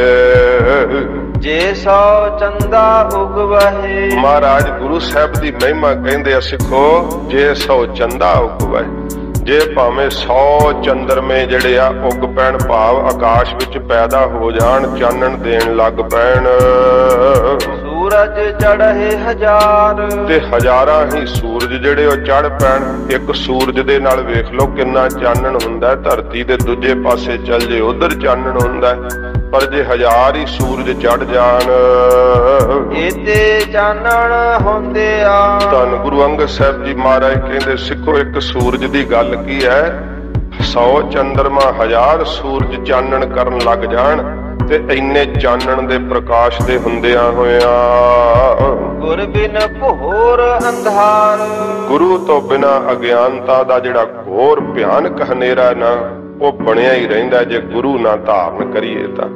ਗੁਰੂ ਨਾਨਕ ਸਾਹਿਬ ਹੀ ਹੈ ਜਿਹੜੇ ਅਗਿਆਨਤਾ ਦੇ ਹਨੇਰੇ ਨੂੰ ਚੱਕਣ ਵਾਲੇ ਆ ਸੱਚੇ ਪਾਤਸ਼ਾਹ ਜੀ ਮਹਾਰਾਜ। ਹਜੂਰ ਨੇ ਕਿਹਾ ਗੁਰ ਬਿਨ ਘੋਰ ਅੰਧਾਰ, ਗੁਰੂ ਬਿਨ ਸਮਝ ਨ ਆਵੈ, ਗੁਰ ਬਿਨ ਸੁਰਤ ਨ ਸਿੱਧ, ਗੁਰੂ ਬਿਨ ਮੁਕਤ ਨ ਪਾਵੈ, ਗੁਰ ਕਰ ਸੱਚ ਵਿਚਾਰ, ਗੁਰੂ ਕਰ ਰੇ ਮਨ ਮੇਰੇ, ਗੁਰ ਕਰ ਸ਼ਬਦ ਸਪੁੰਨ, ਅਗਨ ਕਟੇ ਸਭ ਤੇਰੇ, ਗੁਰ ਨੈਣ ਬੈਣ ਗੁਰ ਗੁਰ ਕਰੋ, ਗੁਰੂ ਸਤ ਕਵ ਨਲ ਕਹਿ, ਜਿਨ ਗੁਰੂ ਨਹਿ ਦੇਖਿਓ ਨਹੁ ਕੀਓ, ਤੇ ਅਕਿਆਥ ਸੰਸਾਰ ਮਹਿ। ਗੁਰੂ ਸਾਹਿਬ ਦੀ ਮਹਿਮਾ ਮਹਾਰਾਜ ਸੱਚੇ ਪਾਤਸ਼ਾਹ ਜੀ ਨੇ ਕਿਹਾ ਕਿ ਗੁਰ ਕੀ ਮਹਿਮਾ ਅਗਮ ਹੈ, ਕਿਆ ਕਥਾ ਕਥਨ ਹਾਰ। ਕਥਨ ਕਰਨ ਵਾਲਾ ਕੀ ਕਥਨ ਕਰ ਲੇਗਾ ਗੁਰੂ ਨਾਨਕ ਸਾਹਿਬ ਜੀ ਦੀ ਮਹਿਮਾ ਨੂੰ। ਇਸੇ ਕਰਕੇ ਭੱਟਾਂ ਨੇ ਵੀ ਜਦੋਂ ਆਰੰਭ ਕੀਤਾ ਨਾ ਮਹਾਰਾਜ ਦਾ ਜਸ, ਤੇ ਉਹਨਾਂ ਕਿਹਾ ਇੱਕ ਮਨ ਪੁਰਖ ਧਿਆਏ ਬਰਦਾਤਾ, ਸੰਤ ਸਹਾਰ ਸਦਾ ਬਖਿਆਤਾ, ਤਾਸ ਚਰਨ ਲੈ ਹਿਰਦੇ ਬਸਾਵੋ, ਤਉ ਪਰਮ ਗੁਰੂ ਨਾਨਕ ਗੁਣ ਗਾਵੋ। ਮਹਾਰਾਜ ਅਸੀਂ ਤਾਂ ਤੁਹਾਡੇ ਗੁਣ ਗਾ ਸਕਦੇ ਹਾਂ, ਪਹਿਲਾਂ ਆਪਦੇ ਚਰਨ ਸਾਡੇ ਹਿਰਦੇ ਵਿੱਚ ਵਸਾਓ। ਆਪ ਵਰਾਂ ਦੇ ਦਾਤੇ ਹੋ ਸੱਚੇ ਪਾਤਸ਼ਾਹ। ਗੁਰੂ ਅੰਗਦ ਸਾਹਿਬ ਜੀ ਕਹਿੰਦੇ ਸਿੱਖੋ, ਗੁਰੂ ਸਾਹਿਬ ਤੋਂ ਬਿਨਾਂ ਤਾਂ ਹਨੇਰ ਹੀ ਹਨੇਰ ਹੈ, ਅੰਦਰ ਪ੍ਰਕਾਸ਼ ਨਹੀਂ ਹੁੰਦਾ। ਅੰਦਰਲਾ ਹਨੇਰਾ ਤਾਂ ਸਤਿਗੁਰੂ ਜੀ ਹੀ ਕਿਰਪਾ ਕਰਕੇ ਸ਼ਬਦ ਦੇ ਪ੍ਰਕਾਸ਼ ਨਾਲ ਨਾਸ਼ ਕਰਦੇ ਆ। ਇਸੇ ਪ੍ਰਕਾਰ ਹੀ ਜੇ ਸੋ ਚੰਦਾ ਉਗਵਹਿ, ਸੱਚੇ ਪਾਤਸ਼ਾਹ ਜੀ ਕਹਿੰਦੇ ਜੇ 100 ਚੰਦਾ ਉਗਵਹਿ, ਚੰਦਰਮਾ ਦੀ ਨਿਆਈ ਜਿਹੜੇ 6 ਸ਼ਾਸਤਰਾਂ ਦਾ ਗਿਆਨ ਦਾ ਪ੍ਰਕਾਸ਼ ਹੈ। ਮਹਾਰਾਜ ਕਹਿੰਦੇ ਭਾਈ ਇਹਨਾਂ ਨੂੰ ਕੋਈ 100 ਵਾਰੀ ਪੜ੍ਹ ਕੇ ਕੰਠ ਸਥਾਲ ਕਰ ਲਵੇ, 6 ਸ਼ਾਸਤਰਾਂ ਦੇ ਗਿਆਨ ਦਾ ਪ੍ਰਕਾਸ਼ ਅੰਦਰ ਹੋ ਜਾਵੇ। ਸੂਰਜ ਚੜ੍ਹੇ ਹਜ਼ਾਰ, ਤੇ ਹਜ਼ਾਰ ਹਾਂ ਸੂਰਜਾਂ ਦੀ ਨਿਆਈ ਕੀ ਹੈ, ਜਿਹੜੇ 4 ਵੇਦ ਨੇ ਉਹਨਾਂ ਨੂੰ 1000 ਵਾਰੀ ਪੜ੍ਹ ਕੇ ਕੰਠ ਸਥਲ ਕਰਕੇ ਹੀ 4 ਵੇਦਾਂ ਦਾ ਜਿਹੜਾ ਗਿਆਨ ਹੈ ਉਹ ਇੰਨਾ ਕੰਠ ਸਥਲ ਹੋ ਜਾਵੇ ਕਿ ਉਹ ਅੰਦਰ ਹੀ ਸਾਧ ਸੰਗਤ ਜੀ ਜਿਹੜੇ ਆ ਪ੍ਰਕਾਸ਼ ਹੋ ਜਾਣ। ਜਿਹੜੀ ਵੀ ਕੋਈ ਤੁਕ ਬੋਲੇ ਕੰਠ ਬੋਲੀ ਚਲਿਆ ਜਾਵੇ। ਇੰਨਾ ਜ਼ਿਆਦਾ ਸੂਰਜਾਂ ਦੀ ਤਰ੍ਹਾਂ ਮਹਾਰਾਜ ਕਹਿੰਦੇ 1000 ਵਾਰੀ ਕੰਠ ਕਰਕੇ ਵੇਦਾਂ ਦਾ ਗਿਆਨ ਦਾ ਪ੍ਰਕਾਸ਼ ਲੈ ਲਵੇ। ਇਤੇ ਚਾਨਣ ਹੁੰਦਿਆਂ ਇੰਨਾ ਬਾਹਰੋਂ ਗਿਆਨ ਦਾ ਪ੍ਰਕਾਸ਼ ਹੁੰਦਿਆਂ, ਬਾਹਰੀ ਕਿਤਾਬਾਂ ਨੂੰ ਪੜ੍ਹਦਿਆਂ, ਜੋ ਵੀ ਇਹ ਕਿਤਾਬੀ ਗਿਆਨ ਹੈ, ਗ੍ਰੰਥਾਂ ਦਾ ਗਿਆਨ, ਇਹਨੂੰ ਪੜ੍ਹ ਕਰਕੇ ਇੰਨਾ ਚਾਨਣ, ਇੰਨਾ ਪ੍ਰਕਾਸ਼ ਹਾਸਲ ਕਰ ਲਵੇ। ਗੁਰ ਬਿਨ ਘੋਰ ਅੰਧਾਰ, ਪਰ ਗੁਰੂ ਤੋਂ ਬਿਨਾ ਅੰਦਰ ਗੁੱਪ ਹਨੇਰਾ ਰਹਿੰਦਾ ਹੈ। ਉਹ ਬੇਣੀ ਪ੍ਰਸਾਦ ਪੰਡਤ ਐਡਾ ਦਿਗਵਜਈ ਸੀ, ਜਿਹਨੂੰ ਹਰਾਉਂਦਾ ਸੀ ਨਾ ਉਹਦੀਆਂ ਪੋਥੀਆਂ ਖੋਹ ਲੈਂਦਾ ਸੀ ਤੇ ਊਠਾਂ ਦੇ ਊਠ ਲੱਦੀ ਫਿਰਦਾ ਸੀ ਗ੍ਰੰਥਾਂ ਦੇ। ਤੇ ਇਹਨੇ ਗੁਰੂ ਅਮਰਦਾਸ ਸਾਹਿਬ ਜੀ ਮਹਾਰਾਜ ਦੀ ਮਹਿਮਾ ਸੁਣੀ। ਸਤਿਗੁਰੂ ਜੀ ਦੇ ਕੋਲ ਗੋਇੰਦਵਾਲ ਸਾਹਿਬ ਆਇਆ, ਕਹਿੰਦਾ ਮਹਾਰਾਜ ਚਰਚਾ ਕਰੋ। ਹਜੂਰ ਕਹਿੰਦੇ ਪੰਡਤ ਜੀ ਅਸੀਂ ਤਾਂ ਚਰਚਾ ਨਹੀਂ ਕਰਨ ਜਾਣਦੇ, ਅਸੀਂ ਤਾਂ ਵਾਹਿਗੁਰੂ ਦਾ ਭਜਨ ਹੀ ਕਰਦੇ ਆਂ। ਕਹਿਣ ਲੱਗਾ ਫਿਰ ਤੁਸੀਂ ਵੇਖੋ ਇਹ ਸਾਧੂਆਂ ਵਾਲਾ ਭੇਖ ਬਣਾਇਆ ਹੈ ਤੇ ਤੁਸੀਂ ਚਰਚਾ ਨਹੀਂ ਕਰਦੇ, ਮੇਰੇ ਨਾਲ ਚਰਚਾ ਕਰੋ। ਸਤਿਗੁਰਾਂ ਟਾਲਿਆ ਪਰ ਬੇਣੀ ਪ੍ਰਸਾਦ ਟਲਿਆ ਨਾ। ਮਹਾਰਾਜ ਕੋਲ ਕੋਈ ਸਾਧ ਸੰਗਤ ਜੀ ਵੇਖੋ ਕਿਹੜੀ ਬਿਰਤੀ ਲੈ ਕੇ ਵੀ ਆ ਜਾਵੇ। ਹੁਣ ਚੰਦਨ ਕੋਲ ਕੋਈ ਕਿਵੇਂ ਜਾਵੇ, ਚੰਦਨ ਤੇ ਠੰਡ ਹੀ ਦੇਣੀ ਹੈ ਨਾ। ਮਹਾਰਾਜ ਕੋਲ ਆਇਆ ਸਤਿਗੁਰੂ ਜੀ ਨੂੰ ਹਰਾਉਣ ਵਾਸਤੇ ਕਿ ਇਹਨਾਂ ਨੂੰ ਹਰਾ ਕੇ ਆਪਦਾ ਵੱਡਾ ਪ੍ਰਤਾਪ ਦਿਖਾਵਾਂਗਾ। ਮਹਾਰਾਜ ਜੀ ਕਹਿੰਦੇ ਅੱਛਾ ਪੰਡਤ ਜੀ ਸਾਡਾ ਤਾਂ ਮਨ ਨਹੀਂ, ਪਰ ਜੇ ਪੁੱਛ ਲਓ ਜੋ ਤੁਸੀਂ ਪੁੱਛਣਾ ਚਾਹੁੰਦੇ ਹੋ। ਪੰਡਤ ਬੇਣੀ ਪ੍ਰਸਾਦ ਨੇ ਜਿੰਨੀ ਵਿਦਿਆ ਆਪਣੀ ਸਾਰੀ ਜ਼ਿੰਦਗੀ 'ਚ ਪੜ੍ਹੀ ਸੀ, ਗੁਰੂ ਅਮਰਦਾਸ ਸਾਹਿਬ ਜੀ ਨੂੰ ਕਠਨ ਤੋਂ ਕਠਨ ਪ੍ਰਸ਼ਨ ਪੁੱਛੇ, ਹਜੂਰ ਨੇ ਸਹਿਜ ਹੀ ਉੱਤਰ ਦਿੱਤੇ ਗਰੀਬ ਨਵਾਜ ਨੇ। ਵੇਖ ਕੇ ਹੈਰਾਨ ਹੋਇਆ ਬੇਣੀ ਪ੍ਰਸਾਦ ਪੰਡਤ ਕਿ ਮਹਾਰਾਜ ਤਾਂ ਸਾਰੇ ਉੱਤਰ ਸਹਿਜੇ ਹੀ ਦੇਈ ਜਾਂਦੇ ਆ। ਜਦੋਂ ਸਤਿਗੁਰਾਂ ਨੇ ਪੁੱਛਿਆ ਤਾਂ ਬੇਣੀ ਪ੍ਰਸਾਦ ਨੂੰ ਫਿਰ ਉੱਤਰ ਨਾ ਆਇਆ, ਦੰਦਲ ਪੈ ਗਈ। ਮਹਾਰਾਜ ਸਾਹਿਬ ਜੀ ਦੇ ਅੱਗੇ ਆਪਣਾ ਜੰਝੂ ਲਾ ਕੇ ਰੱਖ ਦਿੱਤਾ ਬੇਣੀ ਪ੍ਰਸਾਦ ਨੇ। ਸੱਚੇ ਪਾਤਸ਼ਾਹ ਜੀ ਮਹਾਰਾਜ ਨੇ ਕਿਹਾ ਪੰਡਤ ਜੀ ਪਰਮੇਸ਼ਰ ਦੀ ਬੰਦਗੀ ਕਰਨ ਨਾਲ ਗਿਆਨ ਹੁੰਦਾ ਹੈ। ਇਸ ਸਮੇਂ ਬੇਣੀ ਪ੍ਰਸਾਦ ਨੇ ਕਿਹਾ ਮਹਾਰਾਜ ਮੈਂ ਐਡਾ ਗਿਆਨ ਪ੍ਰਾਪਤ ਕੀਤਾ ਸੀਗਾ, ਇਹਦੇ ਨਾਲ ਮੇਰੇ ਅੰਦਰ ਦਾ ਹਨੇਰਾ ਨਹੀਂ ਦੂਰ ਹੋਇਆ।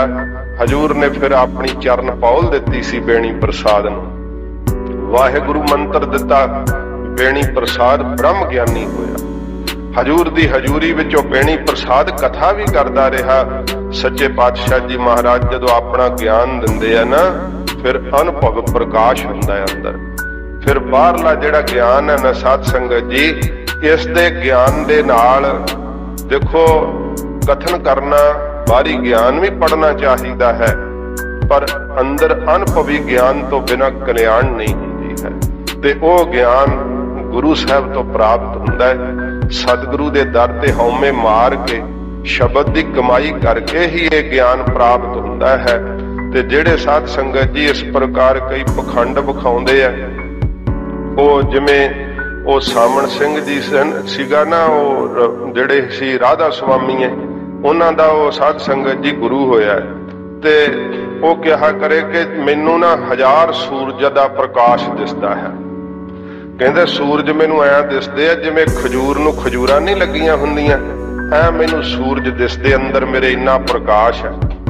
ਤੇ ਭਾਈ ਸਾਹਿਬ ਭਾਈ ਰਣਧੀਰ ਸਿੰਘ ਜੀ ਉਹ ਹਮ ਜਮਾਤੀ ਸੀਗੇ ਉਦੋਂ ਪਹਿਲਾਂ, ਤੇ ਵੈਸੇ ਹੀ ਉਹ ਮਿਲਣ ਗਏ ਤੇ ਉਹ ਇਉਂ ਜਦੋਂ ਭਰਮਾ ਰਿਹਾ ਸੀ ਤੇ ਭਾਈ ਸਾਹਿਬ ਨੇ ਕੀ ਕੀਤਾ, ਇਹ ਬਚਨ ਸ੍ਰੀਮਾਨ ਸੰਤ ਗਿਆਨੀ ਗੁਰਬਚਨ ਸਿੰਘ ਜੀ ਮਹਾਰਾਜ ਨੇ ਕਥਾ ਵਿੱਚ ਸੁਣਾਇਆ। ਕਹਿੰਦੇ ਭਾਈ ਸਾਹਿਬ ਜਦੋਂ ਜੇਲ੍ਹ ਤੋਂ ਆਏ ਸੀ ਉਹਨਾਂ ਨੇ ਬਚਨ ਦੱਸਿਆ ਸੀ, ਮਹਾਂਪੁਰਖਾਂ ਨੂੰ ਦੱਸਿਆ ਹੋਏਗਾ। ਕਹਿੰਦੇ ਜਦੋਂ ਉਹਦਾ ਸੇਵਕ ਆਇਆ ਨਾ, ਕਹਿਣ ਲੱਗਾ ਮਹਾਰਾਜ ਪ੍ਰਸ਼ਾਦਾ ਤਿਆਰ ਹੈ। ਭਾਈ ਸਾਹਿਬ ਕਹਿੰਦੇ ਪਹਿਲਾਂ ਤਾਂ ਉਹਦੀ ਘੜੀ ਚੱਕ ਕੇ ਅਸੀਂ ਖੀਸੇ 'ਚ ਪਾ ਲਈ ਤੇ ਫਿਰ ਸੋਚਿਆ ਕਿ ਸਾਨੂੰ ਚੋਰੀ ਨਾ ਬਣਾਵੇ, ਤੇ ਕਹਿੰਦੇ ਅਸੀਂ ਉਹ ਜਿਹੜੀ ਘੜੀ ਸੀ ਨਾ ਉਹਦੀ ਚੁੱਕ ਕੇ ਸਿਰਾਣੇ ਥੱਲੇ ਰੱਖ ਦਿੱਤੀ। ਤੇ ਜਦੋਂ ਸੇਵਕ ਨੇ ਕਿਹਾ ਪ੍ਰਸ਼ਾਦਾ ਤਿਆਰ ਹੈ, ਕਹਿੰਦੇ ਘੜੀ ਕਿੱਥੇ ਆ ਮੇਰੀ, ਸਮਾਂ ਕੀ ਹੋਇਆ? ਤੇ ਭਾਈ ਸਾਹਿਬ ਕੋਲੋਂ ਕਹਿੰਦੇ ਮਹਾਰਾਜ ਜਿਹੜੇ 1000 ਸੂਰਜ ਅੰਦਰ ਚੜੇ ਆ, ਤਰਲੋਕੀ ਤੁਹਾਡੇ ਸਾਹਮਣੇ ਕਹਿੰਦੇ ਹੱਥ ਤੇ ਧਰੇ ਹੋਏ ਔਲੇ ਦੀ ਤਰ੍ਹਾਂ, ਘੜੀ ਤਰਲੋਕੀ ਜੀ ਹੈ, ਵੇਖ ਲਓ ਕਿੱਥੇ ਹੈ। ਉਹਨੂੰ ਸਿਰਾਣੇ ਦੇ ਥੱਲੇ ਪਈ ਹੋਈ ਘੜੀ ਦਾ ਪਤਾ ਨਹੀਂ, ਤੇ ਲੋਕਾਂ ਨੂੰ ਉਹ ਠੱਗੀਆਂ ਮਾਰਦੇ ਹੋਏ ਕਹਿੰਦੇ ਸਾਡੇ ਅੰਦਰ 1000 ਸੂਰਜਾਂ ਦਾ ਪ੍ਰਕਾਸ਼ ਹੈ। ਮਹਾਰਾਜ ਕਹਿੰਦੇ ਆਂਟ ਛੇਤੀ ਨਾਕ ਪਕੜੇ ਸੂਝ ਤੇ ਤਿੰਨ ਲੋ, ਮਗਰ ਪਾਛਾ ਕਛ ਨਾ ਸੂਝਾ ਇਹ ਪਦਮ ਆਲੋ। ਅੱਖੀਂ ਤਾਂ ਮੀਟੇ ਨਾਕ ਪਕੜੇ ਠੱਗਣ ਕੋ ਸੰਸਾਰ, ਅੱਖਾਂ ਮੀਟਦੇ ਆ ਝੂਠੀ ਮੁੱਠੀ ਤੇ ਮੱਥੇ ਟੇਕਦੇ ਆ ਪਰ ਠੱਗੀਆਂ ਮਾਰਨ ਲਈ। ਇਹ ਗਿਆਨ ਕੀ ਮੁਕਤ ਕਰ ਦੂਗਾ? ਇਸ ਗਿਆਨ ਨਾਲ ਮੁਕਤੀ ਨਹੀਂ ਹੁੰਦੀ। ਗੁਰੂ ਨਾਨਕ ਸਾਹਿਬ ਜੀ ਮਹਾਰਾਜ ਨੇ ਉੱਥੇ ਵੀ ਕਾਂਸ਼ੀ ਵਿੱਚ ਪਾਂਡਿਆਂ ਨੂੰ ਕਿਹਾ ਸੀ, ਪੜ੍ਹ ਪੁਸਤਕ ਸੰਧਿਆ ਬਾਦੰ। ਮਹਾਰਾਜ ਕਹਿੰਦੇ ਪੁਸਤਕਾਂ ਪੜ੍ਹਦੇ ਹੋ, ਸੰਧਿਆ ਕਰਦੇ ਹੋ 3 ਟਾਈਮ, ਪਰ ਬਾਦੰ ਝਗੜੇ ਹੀ ਕਰੀ ਜਾਂਦੇ ਹੋ। ਮਹਾਰਾਜ ਕਹਿੰਦੇ ਹਾਲਤ ਤੁਹਾਡੀ ਕੀ ਹੈ? ਇਸ ਗਿਆਨ ਦੇ ਨਾਲ ਮੁਕਤੀ ਨਹੀਂ ਹੋਵੇਗੀ। ਤਾਂ ਹਜੂਰ ਫਰਮਾਉਂਦੇ ਹਨ, ਜੇ 100 ਚੰਦਾ ਉਗਵਹੇ, ਜੇ ਭਾਵੇਂ 100 ਚੰਦਰਮਾ ਚੜ ਜਾਵੇ, ਭਾਵ ਹਜ਼ਾਰਾਂ ਹੀ ਪੁਸਤਕਾਂ ਦਾ, ਗ੍ਰੰਥਾਂ ਦਾ ਗਿਆਨ ਹੋ ਜਾਵੇ। ਸੂਰਜ ਚੜ੍ਹੇ ਹਜ਼ਾਰ, ਸੂਰਜ ਵੱਤ ਮਹਾਰਾਜ ਕਹਿੰਦੇ ਭਾਵੇਂ ਸਾਰੇ ਹੀ ਗ੍ਰੰਥ ਪੜ੍ਹ ਲਵੇ, ਹਜ਼ਾਰਾਂ ਸਿਆਣਪਾਂ ਕੋਲ ਆ ਜਾਣ। ਇਤੇ ਚਾਨਣ ਹੁੰਦਿਆਂ, ਇੰਨਾ ਚਾਨਣ ਹੁੰਦਿਆਂ ਹੋਇਆਂ ਵੀ, ਇੰਨਾ ਪ੍ਰਕਾਸ਼ ਦੇ ਹੁੰਦਿਆਂ ਹੋਇਆਂ ਵੀ, ਇੰਨਾ ਗਿਆਨ ਜਿਸ ਨੂੰ ਹੋਵੇ। ਗੁਰ ਬਿਨ ਘੋਰ ਅੰਧਾਰ, ਗੁਰੂ ਤੋਂ ਬਿਨਾ ਘੋਰ ਹਨੇਰਾ ਹੈ। ਅਗਿਆਨਤਾ ਦਾ ਹਨੇਰਾ ਨਾਸ਼ ਨਹੀਂ ਹੁੰਦਾ ਜਿੰਨਾ ਚਿਰ ਗੁਰ ਸ਼ਬਦ ਦੀ ਕਮਾਈ ਨਾ ਕਰੇ। ਸਾਧ ਸੰਗਤ ਜੀ, ਇਸੇ ਕਰਕੇ ਵੇਖ ਲੋ, ਪੜ੍ਹਿਆ ਵਿਦਵਾਨ ਤਾਂ ਬਣ ਜਾਵੇਗਾ ਦੁਨੀਆ ਨੂੰ ਵਿਖਾਉਣ ਲਈ, ਪਰ ਅੰਦਰ ਵਿਕਾਰਾਂ ਤੋਂ ਸ਼ਾਂਤੀ ਨਹੀਂ ਆਉਂਦੀ ਹੈ। ਉਹ ਤਾਂ ਫਿਰ ਸਤਿਗੁਰੂ ਜੀ ਦੇ ਸ਼ਬਦ ਦੀ ਕਮਾਈ ਨਾਲ ਹੀ ਆਉਂਦੀ ਹੈ। ਸੱਚੇ ਪਾਤਸ਼ਾਹ ਜੀ ਮਹਾਰਾਜ ਕਹਿੰਦੇ ਆ, ਜੇ 100 ਚੰਦਾ ਉਗਵਹੇ। ਇਸ ਤਰ੍ਹਾਂ ਮਹਾਰਾਜ ਕਹਿੰਦੇ ਭਾਈ ਇੰਨਾ ਜ਼ਿਆਦਾ ਚੰਦਰਮਾ ਵੱਤ ਭਾਵੇਂ ਪ੍ਰਕਾਸ਼ ਹੋ ਜਾਵੇ, ਸੋਝੀ ਵੀ ਪੈ ਜਾਵੇ, 10ਵੇਂ ਦਵਾਰ ਵਿਸ਼ਵਾਸ ਵੀ ਚੜਾਉਣ ਭਾਵੇਂ ਲੱਗ ਪਵੇ, ਕਿਉਂਕਿ ਕਈ ਸਾਧਨਾ ਜੋਗੀਆਂ ਦੀ ਤਰ੍ਹਾਂ ਕਰਕੇ ਕਰਨ ਲੱਗ ਜਾਂਦੇ ਆ। ਸੂਰਜ ਚੜ੍ਹੇ ਹਜ਼ਾਰ, ਤੇ ਪ੍ਰਾਣਾਯਾਮ ਕਰਕੇ ਜਿਹੜਾ ਹੈ ਨਾ ਉਹ ਅੰਦਰ ਪ੍ਰਕਾਸ਼ ਨੂੰ ਵੇਖ ਲਵੇ। ਕਈ ਕਹਿੰਦੇ ਉਹ ਲਾਲ ਰੰਗ ਦਾ ਪ੍ਰਕਾਸ਼ ਹੈ, ਹਜ਼ਾਰਾਂ ਸੂਰਜਾਂ ਵਰਗਾ। ਇਤੇ ਚਾਨਣ ਹੁੰਦਿਆਂ, ਇੰਨਾ ਜ਼ਿਆਦਾ ਚਾਨਣ ਹੁੰਦਿਆਂ ਹੋਇਆਂ ਵੀ 10ਵੇਂ ਦਵਾਰ ਵਿੱਚ ਸੁਰਤ ਚੜ੍ਹਦੀ ਵੀ ਹੋਵੇ, ਮਹਾਰਾਜ ਕਹਿੰਦੇ ਇੰਨੇ ਪ੍ਰਕਾਸ਼ ਦੇ ਹੁੰਦਿਆਂ ਹੋਇਆਂ ਵੀ। ਗੁਰ ਬਿਨ ਘੋਰ ਅੰਧਾਰ, ਗੁਰੂ ਤੋਂ ਬਿਨਾ ਘੁੱਪ ਹਨੇਰਾ ਹੈ। ਗਿਆਨ ਦਾ ਪ੍ਰਕਾਸ਼ ਜਿਹੜਾ ਅਨੁਭਵੀ ਗਿਆਨ ਹੈ ਉਹਨੂੰ ਨਹੀਂ ਹੁੰਦਾ। ਸੰਤੋਖਾ ਸਾਧ ਗੁਰੂ ਅਰਜਨ ਸਾਹਿਬ ਦੇ ਸਾਹਮਣੇ ਹੱਥ ਜੋੜ ਕਰਕੇ ਪ੍ਰਸ਼ਨ ਪੁੱਛਦਾ ਹੋਇਆ ਸ਼ਾਂਤ ਹੋਇਆ ਸੀ। ਸਤਿਗੁਰੂ ਜੀ ਨੂੰ ਸਿੱਖ ਕਹਿੰਦੇ, ਮਹਾਰਾਜ ਅਸੀਂ ਵੀ ਪੁੱਛ ਲਈਏ ਕੁਝ? ਮਹਾਰਾਜ ਕਹਿੰਦੇ ਪੁੱਛ ਲਓ। ਬਾਬਾ ਬੁੱਢਾ ਸਾਹਿਬ ਨੇ ਕਿਹਾ ਕਿ ਵਿਕਾਰਾਂ ਤੋਂ ਕੀ ਹਾਲਤ ਹੈ ਜੋਗੀ ਰਾਜ? ਕਹਿੰਦੇ ਜਦੋਂ ਤਾਂ ਸਮਾਧੀ 'ਚ ਰਹਿਣਾ ਸਾਂ ਉਦੋਂ ਤਾਂ ਨਹੀਂ, ਪਰ ਜਦੋਂ ਸਮਾਧੀ ਤੋਂ ਉਲਟ ਹੁੰਦੀ ਸੀ ਬਿਰਤੀ, ਉਸੇ ਸਮੇਂ ਵਿਕਾਰ ਫੁਰ ਪੈਂਦੇ ਸੀਗੇ। ਬਾਬਾ ਬੁੱਢਾ ਸਾਹਿਬ ਜੀ ਕਹਿੰਦੇ ਵੇਖ ਲਓ ਸਿੱਖੋ, ਹੱਡੀਆਂ ਦੀ ਮੁੱਠ ਰਹਿ ਗਈ ਹੈ, ਵਿਕਾਰ ਤਾਂ ਵੀ ਨਹੀਂ ਛੱਡਦੇ ਸੀਗੇ। ਕਿਉਂਕਿ ਮਹਾਰਾਜ ਕਿਹਾ ਵੀ ਨਿਮਖ ਨਿਮਖ ਕਰ ਸਰੀਰ ਕਟਾਵੈ, ਤਉ ਵੀ ਹਉਮੈ ਮੈਲ ਨਾ ਜਾਵੈ। ਗੁਰੂ ਜੀ ਦੇ ਗਿਆਨ ਤੋਂ ਬਿਨਾਂ ਹਉਮੈ ਦੀ ਮੈਲ ਨਹੀਂ ਜਾਂਦੀ ਹੈ। ਸੱਚੇ ਪਾਤਸ਼ਾਹ ਜੀ ਮਹਾਰਾਜ ਕਹਿੰਦੇ ਭਾਈ ਉਹ ਗਿਆਨ ਜਿਹੜਾ ਨਾ ਗੁਰੂ ਤੋਂ ਬਿਨਾਂ ਨਹੀਂ ਹੁੰਦਾ, ਹਿਰਦੇ ਵਿੱਚ ਪ੍ਰਕਾਸ਼ ਨਹੀਂ ਹੁੰਦਾ। ਉਹ ਭਰਥਰੀ ਨੇ ਸ਼ਰਾਬ ਲਿਆ, ਭੇਟ ਕੀਤੀ ਗੁਰੂ ਨਾਨਕ ਸਾਹਿਬ ਨੂੰ। ਕਹਿੰਦੇ ਮਹਾਰਾਜ ਕਹਿੰਦੇ ਵੀ ਇਹ ਕੀ? ਕਹਿੰਦਾ ਮਹਾਰਾਜ ਪਹਿਲੇ ਤੋੜ ਦੀ ਕੱਢੀ ਹੈ, ਪੀਓ ਫਿਰਤੀ ਬੜੀ ਲੱਗਦੀ ਹੈ। ਸੱਚੇ ਪਾਤਸ਼ਾਹ ਹੱਸ ਪਏ। ਮਹਾਰਾਜ ਕਹਿੰਦੇ ਭਰਥਰੀ ਅਸੀਂ ਸ਼ਰਾਬ ਅਸੀਂ ਵੀ ਕੱਢਦੇ ਹਾਂ, ਪਰ ਸਾਡਾ ਤਰੀਕਾ ਵੱਖਰਾ ਥੋੜਾ ਜਿਹਾ। ਮਹਾਰਾਜ ਦੱਸੋ। ਫਿਰ ਸਤਿਗੁਰੂ ਜੀ ਨੇ ਆਸਾ ਰਾਗ ਵਿੱਚ ਉਹ ਪਿੱਛੇ ਸ਼ਬਦ ਲੰਘਿਆ। ਮਹਾਰਾਜ ਨੇ ਭਰਥਰੀ ਨੂੰ ਉਪਦੇਸ਼ ਦਿੱਤਾ ਸੀ ਕਿ ਕਿਹੋ ਜੀ ਅਸੀਂ ਨਾਮ ਦੀ ਖੁਮਾਰੀ ਦੀ ਸ਼ਰਾਬ ਕੱਢਦੇ ਹਾਂ, ਤੇ ਇਹ ਜਦੋਂ ਅਸੀਂ ਪੀਨੇ ਆ ਤੇ ਮਹਾਰਾਜ ਕਹਿੰਦੇ ਫਿਰ ਸਾਡਾ ਮਨ ਮਤਵਾਲਾ ਹੋ ਜਾਂਦਾ ਹੈ, ਮਸਤੀ ਚੜ ਜਾਂਦੀ ਹੈ, ਤੇ ਇਹ ਫਿਰ ਕਦੇ ਉਤਰਦੀ ਨਹੀਂ ਨਾਮ ਦੀ ਖੁਮਾਰੀ। ਸਤਿਗੁਰੂ ਜੀ ਉਹ ਸ਼ਰਾਬ ਭਰਥਰੀ ਨੂੰ ਦੱਸੀ ਸੀ। ਗਰੀਬ ਨਵਾਜ ਤੋਂ ਬਿਨਾਂ ਗਿਆਨ ਦਾ ਪ੍ਰਕਾਸ਼ ਨਹੀਂ ਹੁੰਦਾ ਹੈ। ਮਹੱਲਾ ਪਹਿਲਾ। ਪਹਿਲੇ ਪਾਤਸ਼ਾਹ ਜੀ ਮਹਾਰਾਜ ਗੁਰੂ ਨਾਨਕ ਸਾਹਿਬ ਫਰਮਾਉਂਦੇ ਆ, ਨਾਨਕ ਗੁਰੂ ਨ ਚੇਤਨੀ। ਮਹਾਰਾਜ ਕਹਿੰਦੇ ਭਾਈ ਜਿਹੜੇ ਗੁਰੂ ਜੀ ਦਾ ਦਿੱਤਾ ਹੋਇਆ ਮੰਤਰ ਨਹੀਂ ਚੇਤੇ ਕਰਦੇ। ਕਹਿੰਦੇ ਕੀ ਹੋਣਾ ਇਸ ਦੇ ਨਾਲ? ਥੋੜਾ ਤੋਤਾ ਰਟਣਾ ਬਾਰ-ਬਾਰ ਕੀ ਵਾਹਿਗੁਰੂ ਵਾਹਿਗੁਰੂ ਕਰੋ। ਜਿਹੜੇ ਆਪਣੇ ਗੁਰੂ ਜੀ ਨੂੰ ਚੇਤੇ ਨਹੀਂ ਕਰਦੇ, ਸੱਚੇ ਪਾਤਸ਼ਾਹ ਦੀਆਂ ਦਿੱਤੀਆਂ ਕੁਰਬਾਨੀਆਂ ਨੂੰ ਚੇਤੇ ਨਹੀਂ ਕਰਦੇ। ਕਈ ਵੇਖ ਲੋ ਤਖਤ ਸਾਹਿਬ ਤੇ ਵੀ ਆਉਂਦੇ ਤੇ ਪਿਕਨਿਕ ਮਨਾ ਕੇ ਤੁਰ ਜਾਂਦੇ ਆ, ਬਾਹਰੋਂ ਖਾ ਪੀ ਕੇ ਖਿਡੌਣੇ 4 ਲੈ ਕੇ ਤੇ ਇੱਧਰ ਉੱਧਰ ਮੇਲਾ ਗੇਲਾ ਵੇਖਿਆ ਤੇ ਚੱਲ ਫਿਰ ਟਰੇਨੇ ਚੜ ਗਏ। ਗੁਰੂ ਸਾਹਿਬ ਜੀ ਦਾ ਉਪਦੇਸ਼ ਨਹੀਂ ਸੁਣਿਆ, ਕਥਾ ਕੀਰਤਨ ਸੁਣ ਕੇ ਤਖਤ ਸਾਹਿਬ ਤੇ ਸੰਗਤ ਨਹੀਂ ਕੀਤੀ। ਮਹਾਰਾਜ ਕਹਿੰਦੇ ਭਾਈ ਨਾਨਕ ਗੁਰੂ ਨਾ ਚੇਤਨੀ। ਜਿਹੜੇ ਸਤਿਗੁਰੂ ਜੀ ਕਹਿੰਦੇ ਆਪਣੇ ਗੁਰੂ ਸਾਹਿਬ ਦਾ ਚੇਤਾ ਨਹੀਂ ਕਰਦੇ, ਗੁਰੂ ਜੀ ਦੇ ਦਿੱਤੇ ਮੰਤਰ ਨੂੰ ਨਹੀਂ ਜਪਦੇ। ਮਨ ਆਪਣਾ ਸੁਚੇਤ, ਤੇ ਆਪਣੇ ਮਨ ਦੇ ਅੰਦਰ ਸੁਚੇਤ ਸਾਵਧਾਨ ਬਣੇ ਹੋਏ ਆ ਕਿ ਸਾਨੂੰ ਤਾਂ ਬੜਾ ਗਿਆਨ ਹੈ, ਸਭ ਕੁਝ ਪਤਾ ਹੈ। ਕਥਾ ਵਿੱਚ ਜੇ ਕੋਈ ਕਹੇ ਨਾ ਵੀ ਆਹ ਗੱਲ ਸੁਣੀ ਸੀ, ਉਹ ਕਹਿੰਦਾ ਲੈ ਮੈਨੂੰ ਪਹਿਲਾਂ ਪਤਾ, ਤੂੰ ਕੀ ਦੱਸਦਾ। ਇਹ ਉਹ ਪਹਿਲਾਂ ਹੀ ਬ੍ਰਹਮ ਗਿਆਨੀ ਬਣੇ ਬੈਠੇ ਹੁੰਦੇ ਆ। ਆਪਣੇ ਮਨ ਵਿੱਚ ਜਿਹੜੇ ਕਹਿੰਦੇ ਅਸੀਂ ਬੜੇ ਸਾਵਧਾਨ ਹਾਂ, ਸਾਨੂੰ ਬੜਾ ਪਤਾ ਹੈ, ਬੜਾ ਗਿਆਨ ਹੈ।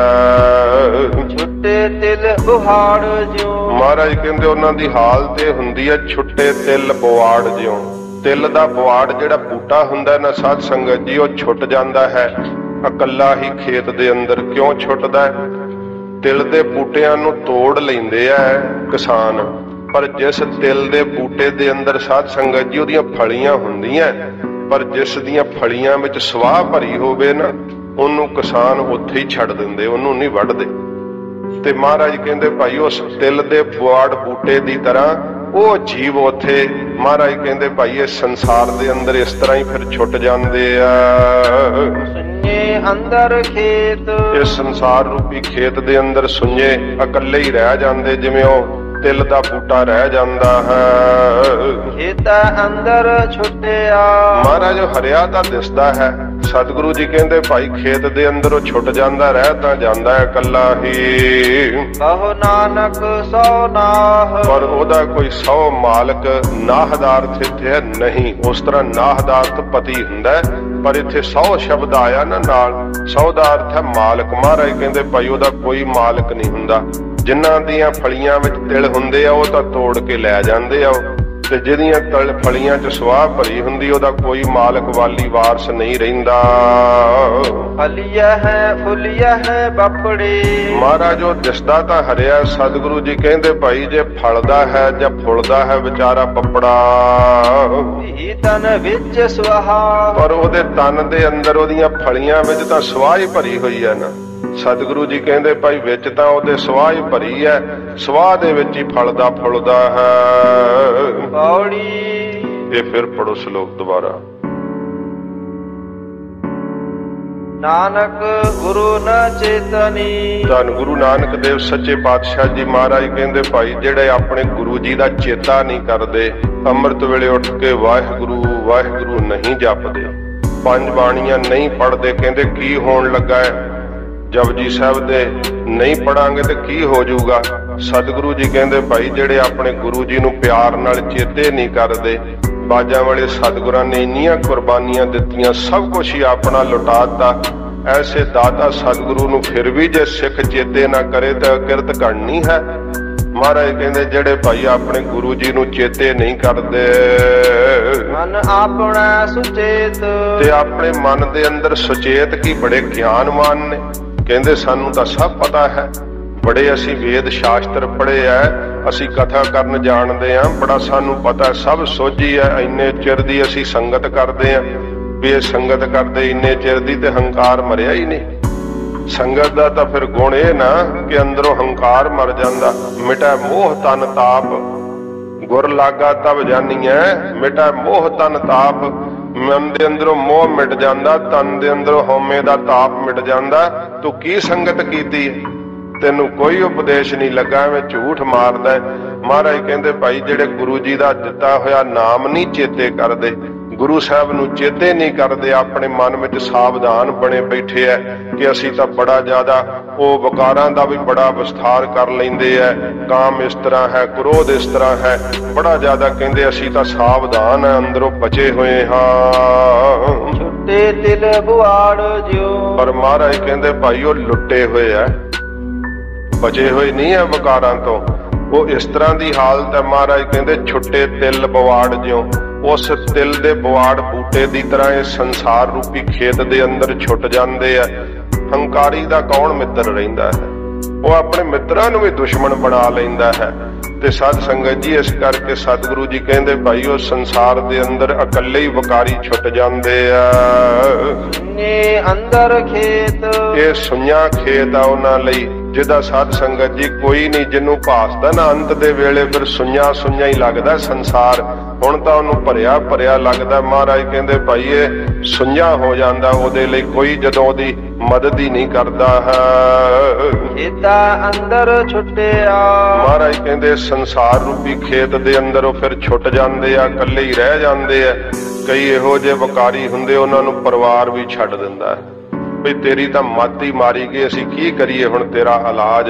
ਇਸ ਤਰ੍ਹਾਂ ਦੀਆਂ ਸਾਧ ਸੰਗਤ ਜੀ ਭੈੜੀਆਂ ਬਿਰਤੀਆਂ ਮਨੁੱਖ ਦੇ ਅੰਦਰ ਤੇ ਆਪਣੇ ਆਪ ਚੋਂ ਲੋਕਾਂ ਨੂੰ ਸਿੱਖਿਆ ਦਿੰਦੇ ਫਿਰਦੇ ਆ।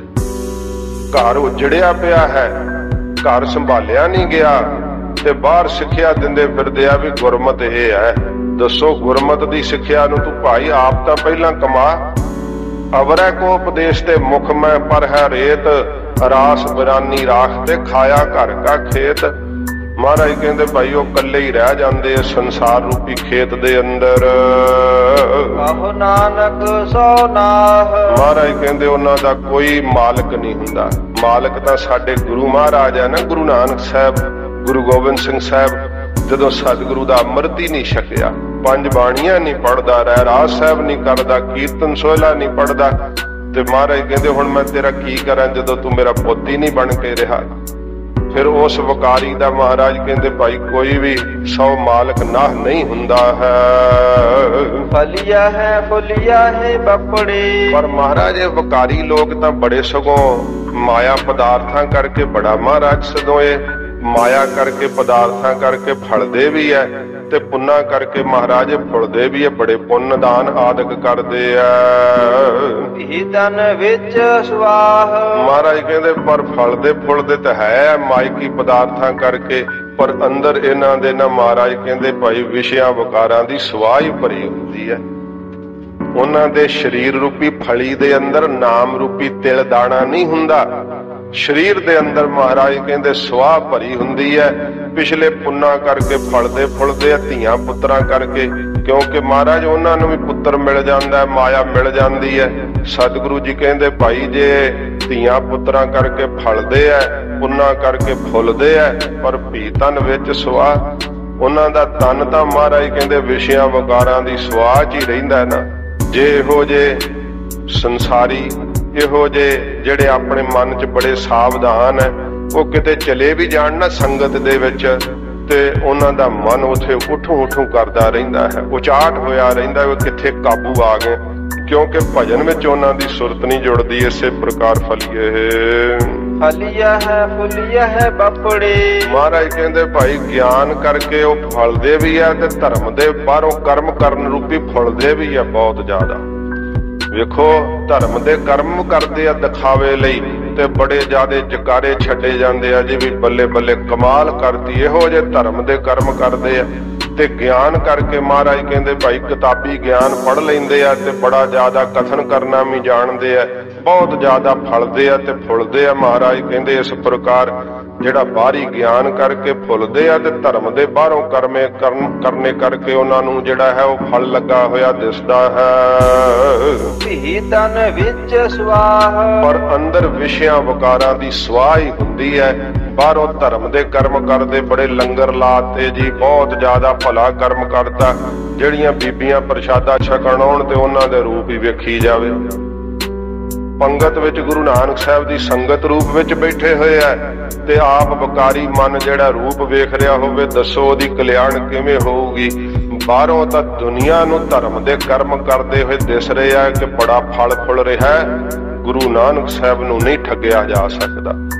10ਵੇਂ ਪਾਤਸ਼ਾਹ ਨੂੰ ਇਹਨਾਂ ਬਾਹਰਲੇ ਕਰਮਾਂ ਨਾਲ ਵਿਖਾਵਾ ਕਰਕੇ ਨਹੀਂ ਰਿਝਾਇਆ ਜਾ ਸਕਦਾ। ਸਤਿਗੁਰੂ ਜੀ ਕਹਿੰਦੇ ਲੋਕਾਂ ਨੂੰ ਉਹ ਫਲਦੇ ਫੁੱਲਦੇ ਦਿਸਦੇ ਆ, ਬਾਹਰੋਂ ਬੜੇ ਗਿਆਨਵਾਨ ਦਿਸਦੇ ਆ, ਬਾਹਰ ਦਿਸਾ ਚਾਨਣਾ ਦਿਲ ਅੰਧਿਆਰੀ ਰਾਤ, ਅੰਦਰ ਵਕਾਰਾਂ ਦੀ ਬਹੁਤ ਘੁੱਪ ਹਨੇਰੀ ਰਾਤ ਹੀ ਪਈ ਹੈ ਜਿਨ੍ਹਾਂ ਨੇ ਗੁਰੂ ਧਾਰਨ ਨਹੀਂ ਕੀਤਾ ਹੈ। ਪੌੜੀ ਦੁਆਰਾ ਹਜੂਰ ਫਰਮਾਉਂਦੇ ਹਨ, ਪੌੜੀਆਂ ਤੇ ਸਾਧ ਸੰਗਤ ਜੀ ਆਸਾ ਦੀ ਵਾਰ ਦੇ ਜਿਹੜੇ ਸ਼ਬਦ ਹਨ, ਜਿਹਦਾ ਵਾਰ ਦਾ ਨਿਯਮ ਹੁੰਦਾ ਹੈ, ਜਿਵੇਂ ਗੁਰੂ ਮਹਾਰਾਜ ਦਾ ਸ਼੍ਰੀ ਮੁਖਵਾਕ ਆਉਂਦਾ ਹੈ, ਇਹ ਮਰਜ਼ਾਦਾ ਜਿਨ੍ਹਾਂ ਨੂੰ ਫਿਰ ਨਹੀਂ ਪਤਾ ਹੁੰਦਾ ਉਹ ਕਈ ਵਾਰੀ ਸ਼ਲੋਕ ਪੜ੍ਹ ਕੇ ਹੀ ਸਮਾਪਤੀ ਕਰ ਦਿੰਦੇ। ਜਦੋਂ ਵਾਰ ਦਾ ਨਿਯਮ ਹੁੰਦਾ ਹੈ, ਸ਼ਲੋਕ ਆਉਂਦਾ ਹੈ, ਫਿਰ ਸਾਧ ਸੰਗਤ ਜੀ ਮਹੱਲਾ ਆਉਂਦਾ ਹੈ, ਮਹੱਲਾ ਇੱਕ ਤੋਂ ਵਧੇਕ ਵੀ ਵਾਰ ਵਿੱਚ ਆ ਜਾਂਦਾ ਹੈ। ਤੇ ਫਿਰ ਪੌੜੀ ਪੜ੍ਹ ਕੇ ਨਾ ਇਹ ਸ਼ਬਦ ਸੰਪੂਰਨ ਹੁੰਦਾ ਹੈ। ਇਹ ਵਾਰ ਦਾ ਨਿਯਮ ਹੈ।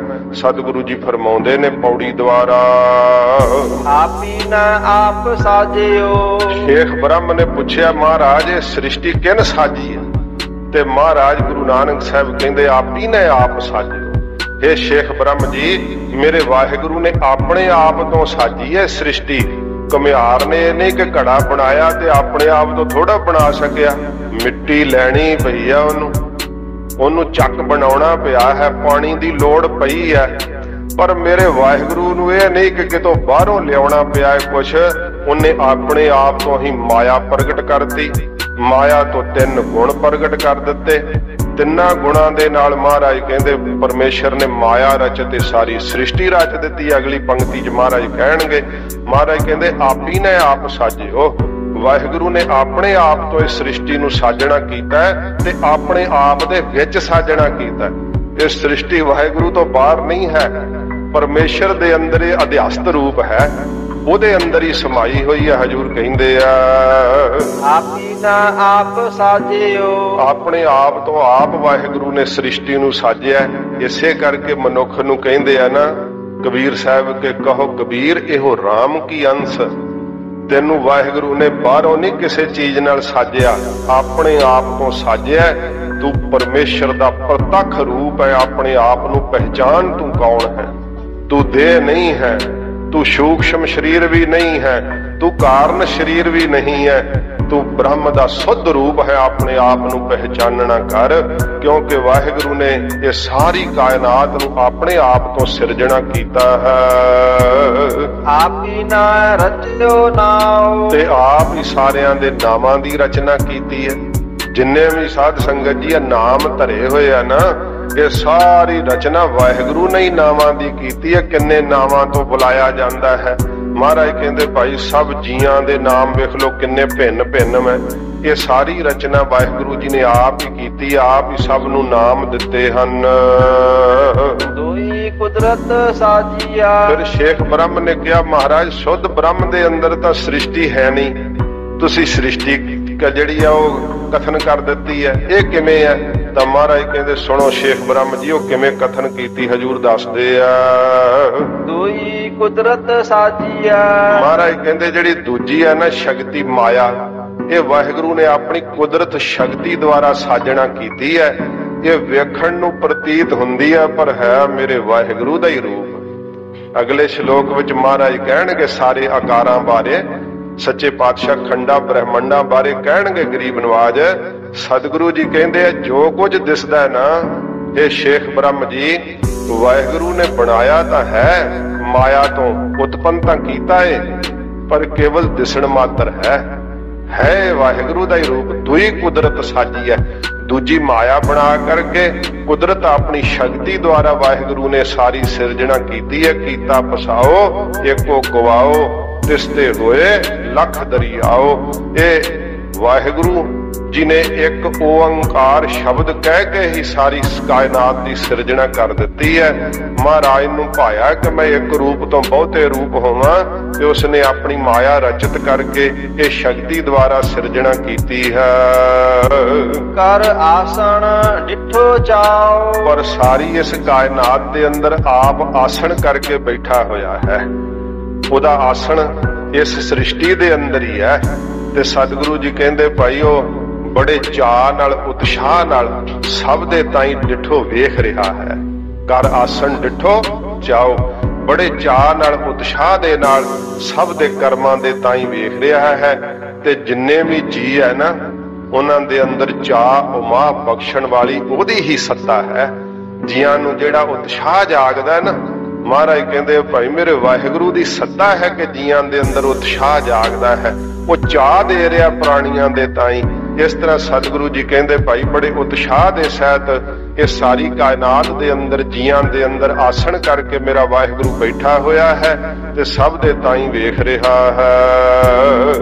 ਦਾਤਾ ਕਰਤਾ ਆਪ ਤੂੰ। ਇਹ ਮੇਰੇ ਵਾਹਿਗੁਰੂ ਤੂੰ ਦਾਤਾਂ ਦੇ ਦੇਣ ਵਾਲਾ ਆਪ ਹੈ ਤੇ ਜੀਆਂ ਦੇ ਕਰਨ ਵਾਲਾ ਕਰਤਾ ਵੀ ਤੂੰ ਆਪ ਹੈ। ਇਹ ਸਾਰੀ ਕਾਇਨਾਤ ਦਾ ਕਰਨ ਵਾਲਾ ਹੈ ਤੇ ਜੀਆਂ ਦੇ ਤਾਈਂ ਰੋਜੀ ਦੀ ਦਾਤ ਦੇਣ ਵਾਲਾ ਦਾਤਾ ਹੈ। ਤੁਸ ਦੇਵਾਹੇ ਕਰਹਿ ਪਸਾਓ। ਸੱਚੇ ਪਾਤਸ਼ਾਹ ਮਹਾਰਾਜ ਕਹਿੰਦੇ ਜਿਹਦੇ ਉੱਤੇ ਵਾਹਿਗੁਰੂ ਤੁਸੀਂ ਤਰੁੱਠਦੇ ਹੋ ਨਾ, ਤੇ ਉਹਨੂੰ ਪਸਾਓ ਨਾਮ ਹੈ ਦਾਤ ਦਾ। ਉਹਨੂੰ ਫਿਰ ਆਪਣੇ ਨਾਮ ਦੀ ਦਾਤ ਦੇ ਕੇ ਨਿਹਾਲ ਕਰ ਦਿੰਦੇ, ਉਹਨੂੰ ਆਪਣਾ ਵਾਸਤਵ ਰੂਪ ਦਿਖਾ ਦਿੰਦੇ ਹੋ ਵੀ ਤੂੰ ਜੀਵ ਨਹੀਂ ਹੈ, ਤੂੰ ਬੂੰਦ ਨਹੀਂ ਹੈ, ਤੂੰ ਤਾਂ ਸਮੁੰਦਰ ਹੈ। ਬੂੰਦ ਵਿੱਚ ਕੀ ਹੁੰਦਾ? ਪਾਣੀ। ਬੂੰਦ ਦੀ ਹੋਂਦ ਕੀ ਹੈ? ਪਾਣੀ। ਤੇ ਸਮੁੰਦਰ ਦਾ ਸਰੋਤ ਕੀ ਹੈ? ਪਾਣੀ। ਬ੍ਰਹਮ ਕੀ ਹੈ? ਸਤ ਚਿਤ ਆਨੰਦ ਸਰੂਪ ਹੈ। ਤੇ ਜੀਵ ਦੇ ਅੰਦਰ ਵੀ ਇਹ ਸਤ ਚਿਤ ਆਨੰਦ ਸਰੂਪ ਦੇ ਸਾਧ ਸੰਗਤ ਜੀ ਅੰਸ਼ ਵੈ। ਇਸੇ ਕਰਕੇ ਜੀਵ ਫਿਰ ਬ੍ਰਹਮ ਰੂਪ ਹੋ ਜਾਂਦਾ ਹੈ। ਜਦੋਂ ਸੰਸਾਰ ਵੱਲ ਦੇਖਦੇ ਆ ਤੇ ਸੰਸਾਰ ਅਸਤ, ਜੜ ਤੇ ਦੁੱਖ ਰੂਪ ਹੈ। ਇਹ ਮਾਇਆ ਦੇ ਗੁਣ ਹੈ ਨਾ, ਦੂਜੀ ਜੋ ਪੈਦਾ ਕੀਤੀ ਹੋਈ ਮਾਇਆ ਵਿੱਚ ਕੀ ਹੈ? ਅਸਤ ਹੈ, ਜੜ ਹੈ ਤੇ ਦੁੱਖ ਰੂਪ ਹੈ। ਪਰਮੇਸ਼ਰ ਕੀ ਹੈ? ਸਤ ਹੈ, ਚਿੱਤ ਹੈ ਤੇ ਆਨੰਦ ਹੈ। ਇਸ ਤਰ੍ਹਾਂ ਸਤਿਗੁਰੂ ਜੀ ਫਰਮਾਉਂਦੇ ਆ, ਦਾਤਾ ਕਰਤਾ ਆਪ ਤੂੰ। ਦਾਤਾਂ ਦੇ ਦੇਣ ਵਾਲਾ ਤੇ ਸ੍ਰਿਸ਼ਟੀ ਦੇ ਕਰਨ ਵਾਲਾ ਹੈ ਅਕਾਲ ਪੁਰਖ ਵਾਹਿਗੁਰੂ ਤੂੰ ਆਪ ਹੈ। ਤੁਸ ਦੇਵਾਹੇ ਕਰਹਿ ਪਸਾਓ। ਜਿਹਦੇ ਉੱਤੇ ਮਹਾਰਾਜ ਤੁਸੀਂ ਤੁਸਦੇ ਹੋ, ਤਰੁੱਠਦੇ ਹੋ, ਉਹਨੂੰ ਮਹਾਰਾਜ ਪਸਾਓ, ਦਾਤ ਦਿੰਦੇ ਹੋ ਆਪਣੇ ਨਾਮ ਦੀ। ਤੂੰ ਜਾਣੋ ਹੀ ਸਭ ਸਾਰ। ਇਹ ਵਾਹਿਗੁਰੂ ਤੂੰ ਸਭ ਦੇ ਤਾਈਂ ਜਾਣਦਾ ਹੈ। ਪਤੀ ਤਾਂ ਆਪਣੇ ਪਤਨੀ ਦੀ ਦਿਲ ਦੀ ਗੱਲ ਨਹੀਂ ਜਾਣਦਾ, ਪੁੱਤਰ ਨੂੰ ਨਹੀਂ ਪਤਾ ਮੇਰਾ ਪਿਤਾ ਕੀ ਮੇਰੇ ਬਾਰੇ ਸੋਚਦਾ ਹੈ, ਪਿਤਾ ਨੂੰ ਪੁੱਤਰ ਬਾਰੇ ਨਹੀਂ ਅੰਦਰ ਪਤਾ, ਪਰ ਤੂੰ ਜਾਣੋਈ ਸਭ ਸੈ। ਤੈਨੂੰ ਤਾਂ ਸਾਰਿਆਂ ਦਾ ਪਤਾ, ਭਾਵੇਂ ਕੋਈ ਮੂੰਹ ਤੋਂ ਨਾ ਆਖੇ, ਜੇ ਉਹਦੀਆਂ ਅੱਖਾਂ 'ਚ ਹੰਝੂ ਆ ਗਿਆ ਨਾ, ਉਹਦੇ ਦਿਲ ਦੇ ਭਾਵ ਦਾ ਵਾਹਿਗੁਰੂ ਤੈਨੂੰ ਪਤਾ ਹੈ, ਕਿਉਂਕਿ ਤੂੰ ਅੰਦਰ ਬੈਠਾ ਹੋਇਆ ਸਭ ਦੇ ਦਿਲਾਂ ਦੀ ਜਾਣਦਾ ਹੈ। ਦੇ ਲਾਇਸਾ ਹੈ ਜਿੰਦ ਕਵਾਓ। ਇੱਕ ਕਵਾਓ ਬਚਨ ਹੀ ਕਹਿ ਕਰਕੇ ਜੀਆਂ ਨੂੰ ਜਿੰਦ ਦੇ ਵੀ ਦਿੰਨਾ ਹੈ ਤੇ ਲੈਸੇ ਲੈ ਵੀ ਲੈਣਾ ਹੈ। ਹੁਕਮ ਹੀ ਆਉਂਦਾ ਹੈ ਨਾ। ਮਹਾਰਾਜ ਸੱਚੇ ਪਾਤਸ਼ਾਹ ਜੀ ਨੇ ਕਿਹਾ ਜਦੋਂ ਉਸ ਡਾਢੇ ਦਾ ਹੁਕਮ ਆਉਂਦਾ ਹੈ ਤੇ ਫਿਰ ਜਿਹਾ ਚਿਰੀ ਲਿਖਿਆ ਤਿਹਾ ਹੁਕਮ ਕਮਾਏ। ਮਹਾਰਾਜ ਦਾ ਉਨਾ ਹੀ ਜਿੰਨਾ ਚਿਰ ਹੁਕਮ ਹੁੰਦਾ ਉਹਨਾਂ ਚਿਰ ਜੀਵ ਸੰਸਾਰ ਵਿੱਚ ਸਾਧ ਸੰਗਤ ਜੀ ਰਹਿੰਦਾ ਹੈ। ਜਦੋਂ ਹੁਕਮ ਹੁੰਦਾ ਹੈ ਉਦੋਂ ਜੀਵ ਨੂੰ ਸੰਸਾਰ ਤੋਂ ਚੱਲਣਾ ਪੈਂਦਾ। ਜਦੋਂ ਕੋਈ ਅਫਸੋਸ ਕਰਨ ਜਾਂਦੇ ਤਾਂ ਗੁਰਮੁਖ ਫਿਰ ਇਹੀ ਕਹਿੰਦੇ ਨੇ ਭਈ ਹੁਕਮ ਹੈ ਪਰਮੇਸ਼ਰ ਦਾ। ਤੇ ਜਿਹੜੇ ਕੋਈ ਭੁੱਲੇ ਹੁੰਦੇ ਆ ਉਹ ਰੋਂਦੇ ਪਿੱਟਦੇ ਕਹਿੰਦੇ ਆਹ ਬੜਾ ਬੁਰਾ ਹੋਇਆ, ਪਰ ਗੁਰਮੁਖ ਕਹਿੰਦੇ ਆ ਵੀ ਹੁਕਮ ਹੈ ਮੇਰੇ ਵਾਹਿਗੁਰੂ ਦਾ ਡਾਢੇ ਦਾ। ਤੇ ਜਦੋਂ ਕਿਸੇ ਦੇ ਘਰ ਜਿੰਦ ਦਿੰਦਾ ਹੈ ਉਦੋਂ ਵੀ ਗੁਰਮੁਖ ਕਹਿੰਦੇ ਆ ਭਾਣਾ ਪਰਮੇਸ਼ਰ ਦਾ ਪਾਇਆ ਹੈ, ਵਾਹਿਗੁਰੂ ਦਾ ਹੁਕਮ ਹੋਇਆ ਹੈ ਤੇ ਤਾਂ ਭਾਈ ਜਿੰਦ ਮਿਲੀ ਹੈ। ਜੇ ਚਾਹੇ ਨਾ ਤੇ ਆਪਣੇ ਹੁਕਮ ਨਾਲ ਹੀ ਮੁਰਦੇ 'ਚ ਵੀ ਜਿੰਦ ਪਾ ਵੀ ਦਿੰਦਾ ਤੇ ਕੱਢ ਵੀ ਲੈਂਦਾ ਹੈ। ਨਾਨਕ ਪਿਓ ਵਾਲੇ ਅਸਥਾਨ ਤੇ ਦਿੱਲੀ ਵਿੱਚ ਗੁਰੂ ਨਾਨਕ ਦੇਵ ਸੱਚੇ ਪਾਤਸ਼ਾਹ ਜੀ ਮਹਾਰਾਜ ਮੁਹਾਵਤ ਤੇ ਤਰਸ ਕੀਤਾ। ਭਾਈ ਮਰਦਾਨੇ ਨੂੰ ਕਿਹਾ ਜਲ ਛਿੜਕਦੇ ਮਰਿਆ ਹਾਥੀ ਜਿੰਦਾ ਕਰਤਾ। ਕਾਜੀ ਨੇ ਤਰਕ ਕੀਤੀ, ਸਤਿਗੁਰੂ ਜੀ ਕਹਿੰਦੇ ਚੰਗਾ ਭਾਈ ਜੇ ਨਿਰੰਕਾਰ ਨੂੰ ਪਾਇਆ ਤੇ ਫਿਰ ਮਰ ਜਾਏਗਾ, ਉਹ ਫਿਰ ਡਿੱਗ ਪਿਆ ਹਾਥੀ। ਜਿਨ੍ਹਾਂ ਦੇ ਇੱਕ ਕਵਾਓ ਕਹਿਣ ਨਾਲ ਹੀ ਜਿੰਦ ਮਿਲ ਵੀ ਜਾਂਦੀ ਹੈ ਤੇ ਜਿੰਦ ਉਹ ਕੱਢ ਵੀ ਲੈਂਦੇ, ਏਡੇ ਸਮਰੱਥ ਹਨ। ਮਹਾਰਾਜ ਕਹਿੰਦੇ ਭਾਈ ਉਹ ਅਕਾਲ ਪੁਰਖ ਵਾਹਿਗੁਰੂ ਹੈ ਜੋ ਇੱਕ ਕਵਾਓ ਬਚਨ ਕਹਿ ਕੇ ਜਿੰਦ ਦੇ ਵੀ ਦਿੰਦਾ ਤੇ ਜਿੰਦ ਕੱਢ ਵੀ ਲੈਂਦਾ, ਲੈ ਵੀ ਲੈਂਦਾ ਏ। ਕਰ ਆਸਣ ਡਿਠੋ ਚਾਓ। ਉਹ ਕਰਕੇ ਸਾਰੇ ਜੀਆਂ ਦੇ ਅੰਦਰ ਆਸਣ ਬਰਾਜਿਆ ਹੋਇਆ ਸਭ ਦੇ ਅੰਦਰ, ਤੇ ਮਹਾਰਾਜ ਕਹਿੰਦੇ ਡਿਠੋ ਵੇਖ ਰਿਹਾ ਹੈ ਸਭ ਦੀ ਕਰਨੀ ਦੇ ਤਾਈਂ। ਇੱਥੇ ਇਹ ਪੌੜੀ ਸਮਾਪਤ ਹੋਈ ਹੈ। ਸੱਚੇ ਪਾਤਸ਼ਾਹ ਜੀ ਮਹਾਰਾਜ ਕਿਰਪਾ ਕਰਨ। ਆਸਾ ਦੀ ਵਾਰ ਦਾ ਇਹ ਪਹਿਲਾ ਸਾਧ ਸੰਗਤ ਜੀ ਸ਼ਬਦ ਜਿਹੜਾ ਹੈ ਸਮੇਤ ਸ਼ਲੋਕਾਂ ਦੇ ਪੌੜੀ ਜਿਹੜੀ ਆ ਸੰਪੂਰਨ ਹੋਈ ਹੈ। ਮਹਾਰਾਜ ਸੱਚੇ ਪਾਤਸ਼ਾਹ ਗਰੀਬ ਨਵਾਜ ਤਰਸ ਕਰਨ। ਸਤਿਗੁਰੂ ਜੀ ਦਾ ਅੰਮ੍ਰਿਤ ਉਪਦੇਸ਼ ਹਿਰਦੇ 'ਚ ਵਸੇ। ਹੋਈਆਂ ਬੇਅੰਤ ਭੁੱਲਾਂ ਦੀ ਮਾਫੀ ਬਖਸ਼ਣੀ ਜੀ। ਤੂੰ ਜਾਣੋਈ ਸਭ ਸਾਰ। ਦੇ ਲਾਇਸਾ ਹੈ ਜਿੰਦ ਕਵਾਓ। ਕਰ ਆਸਣ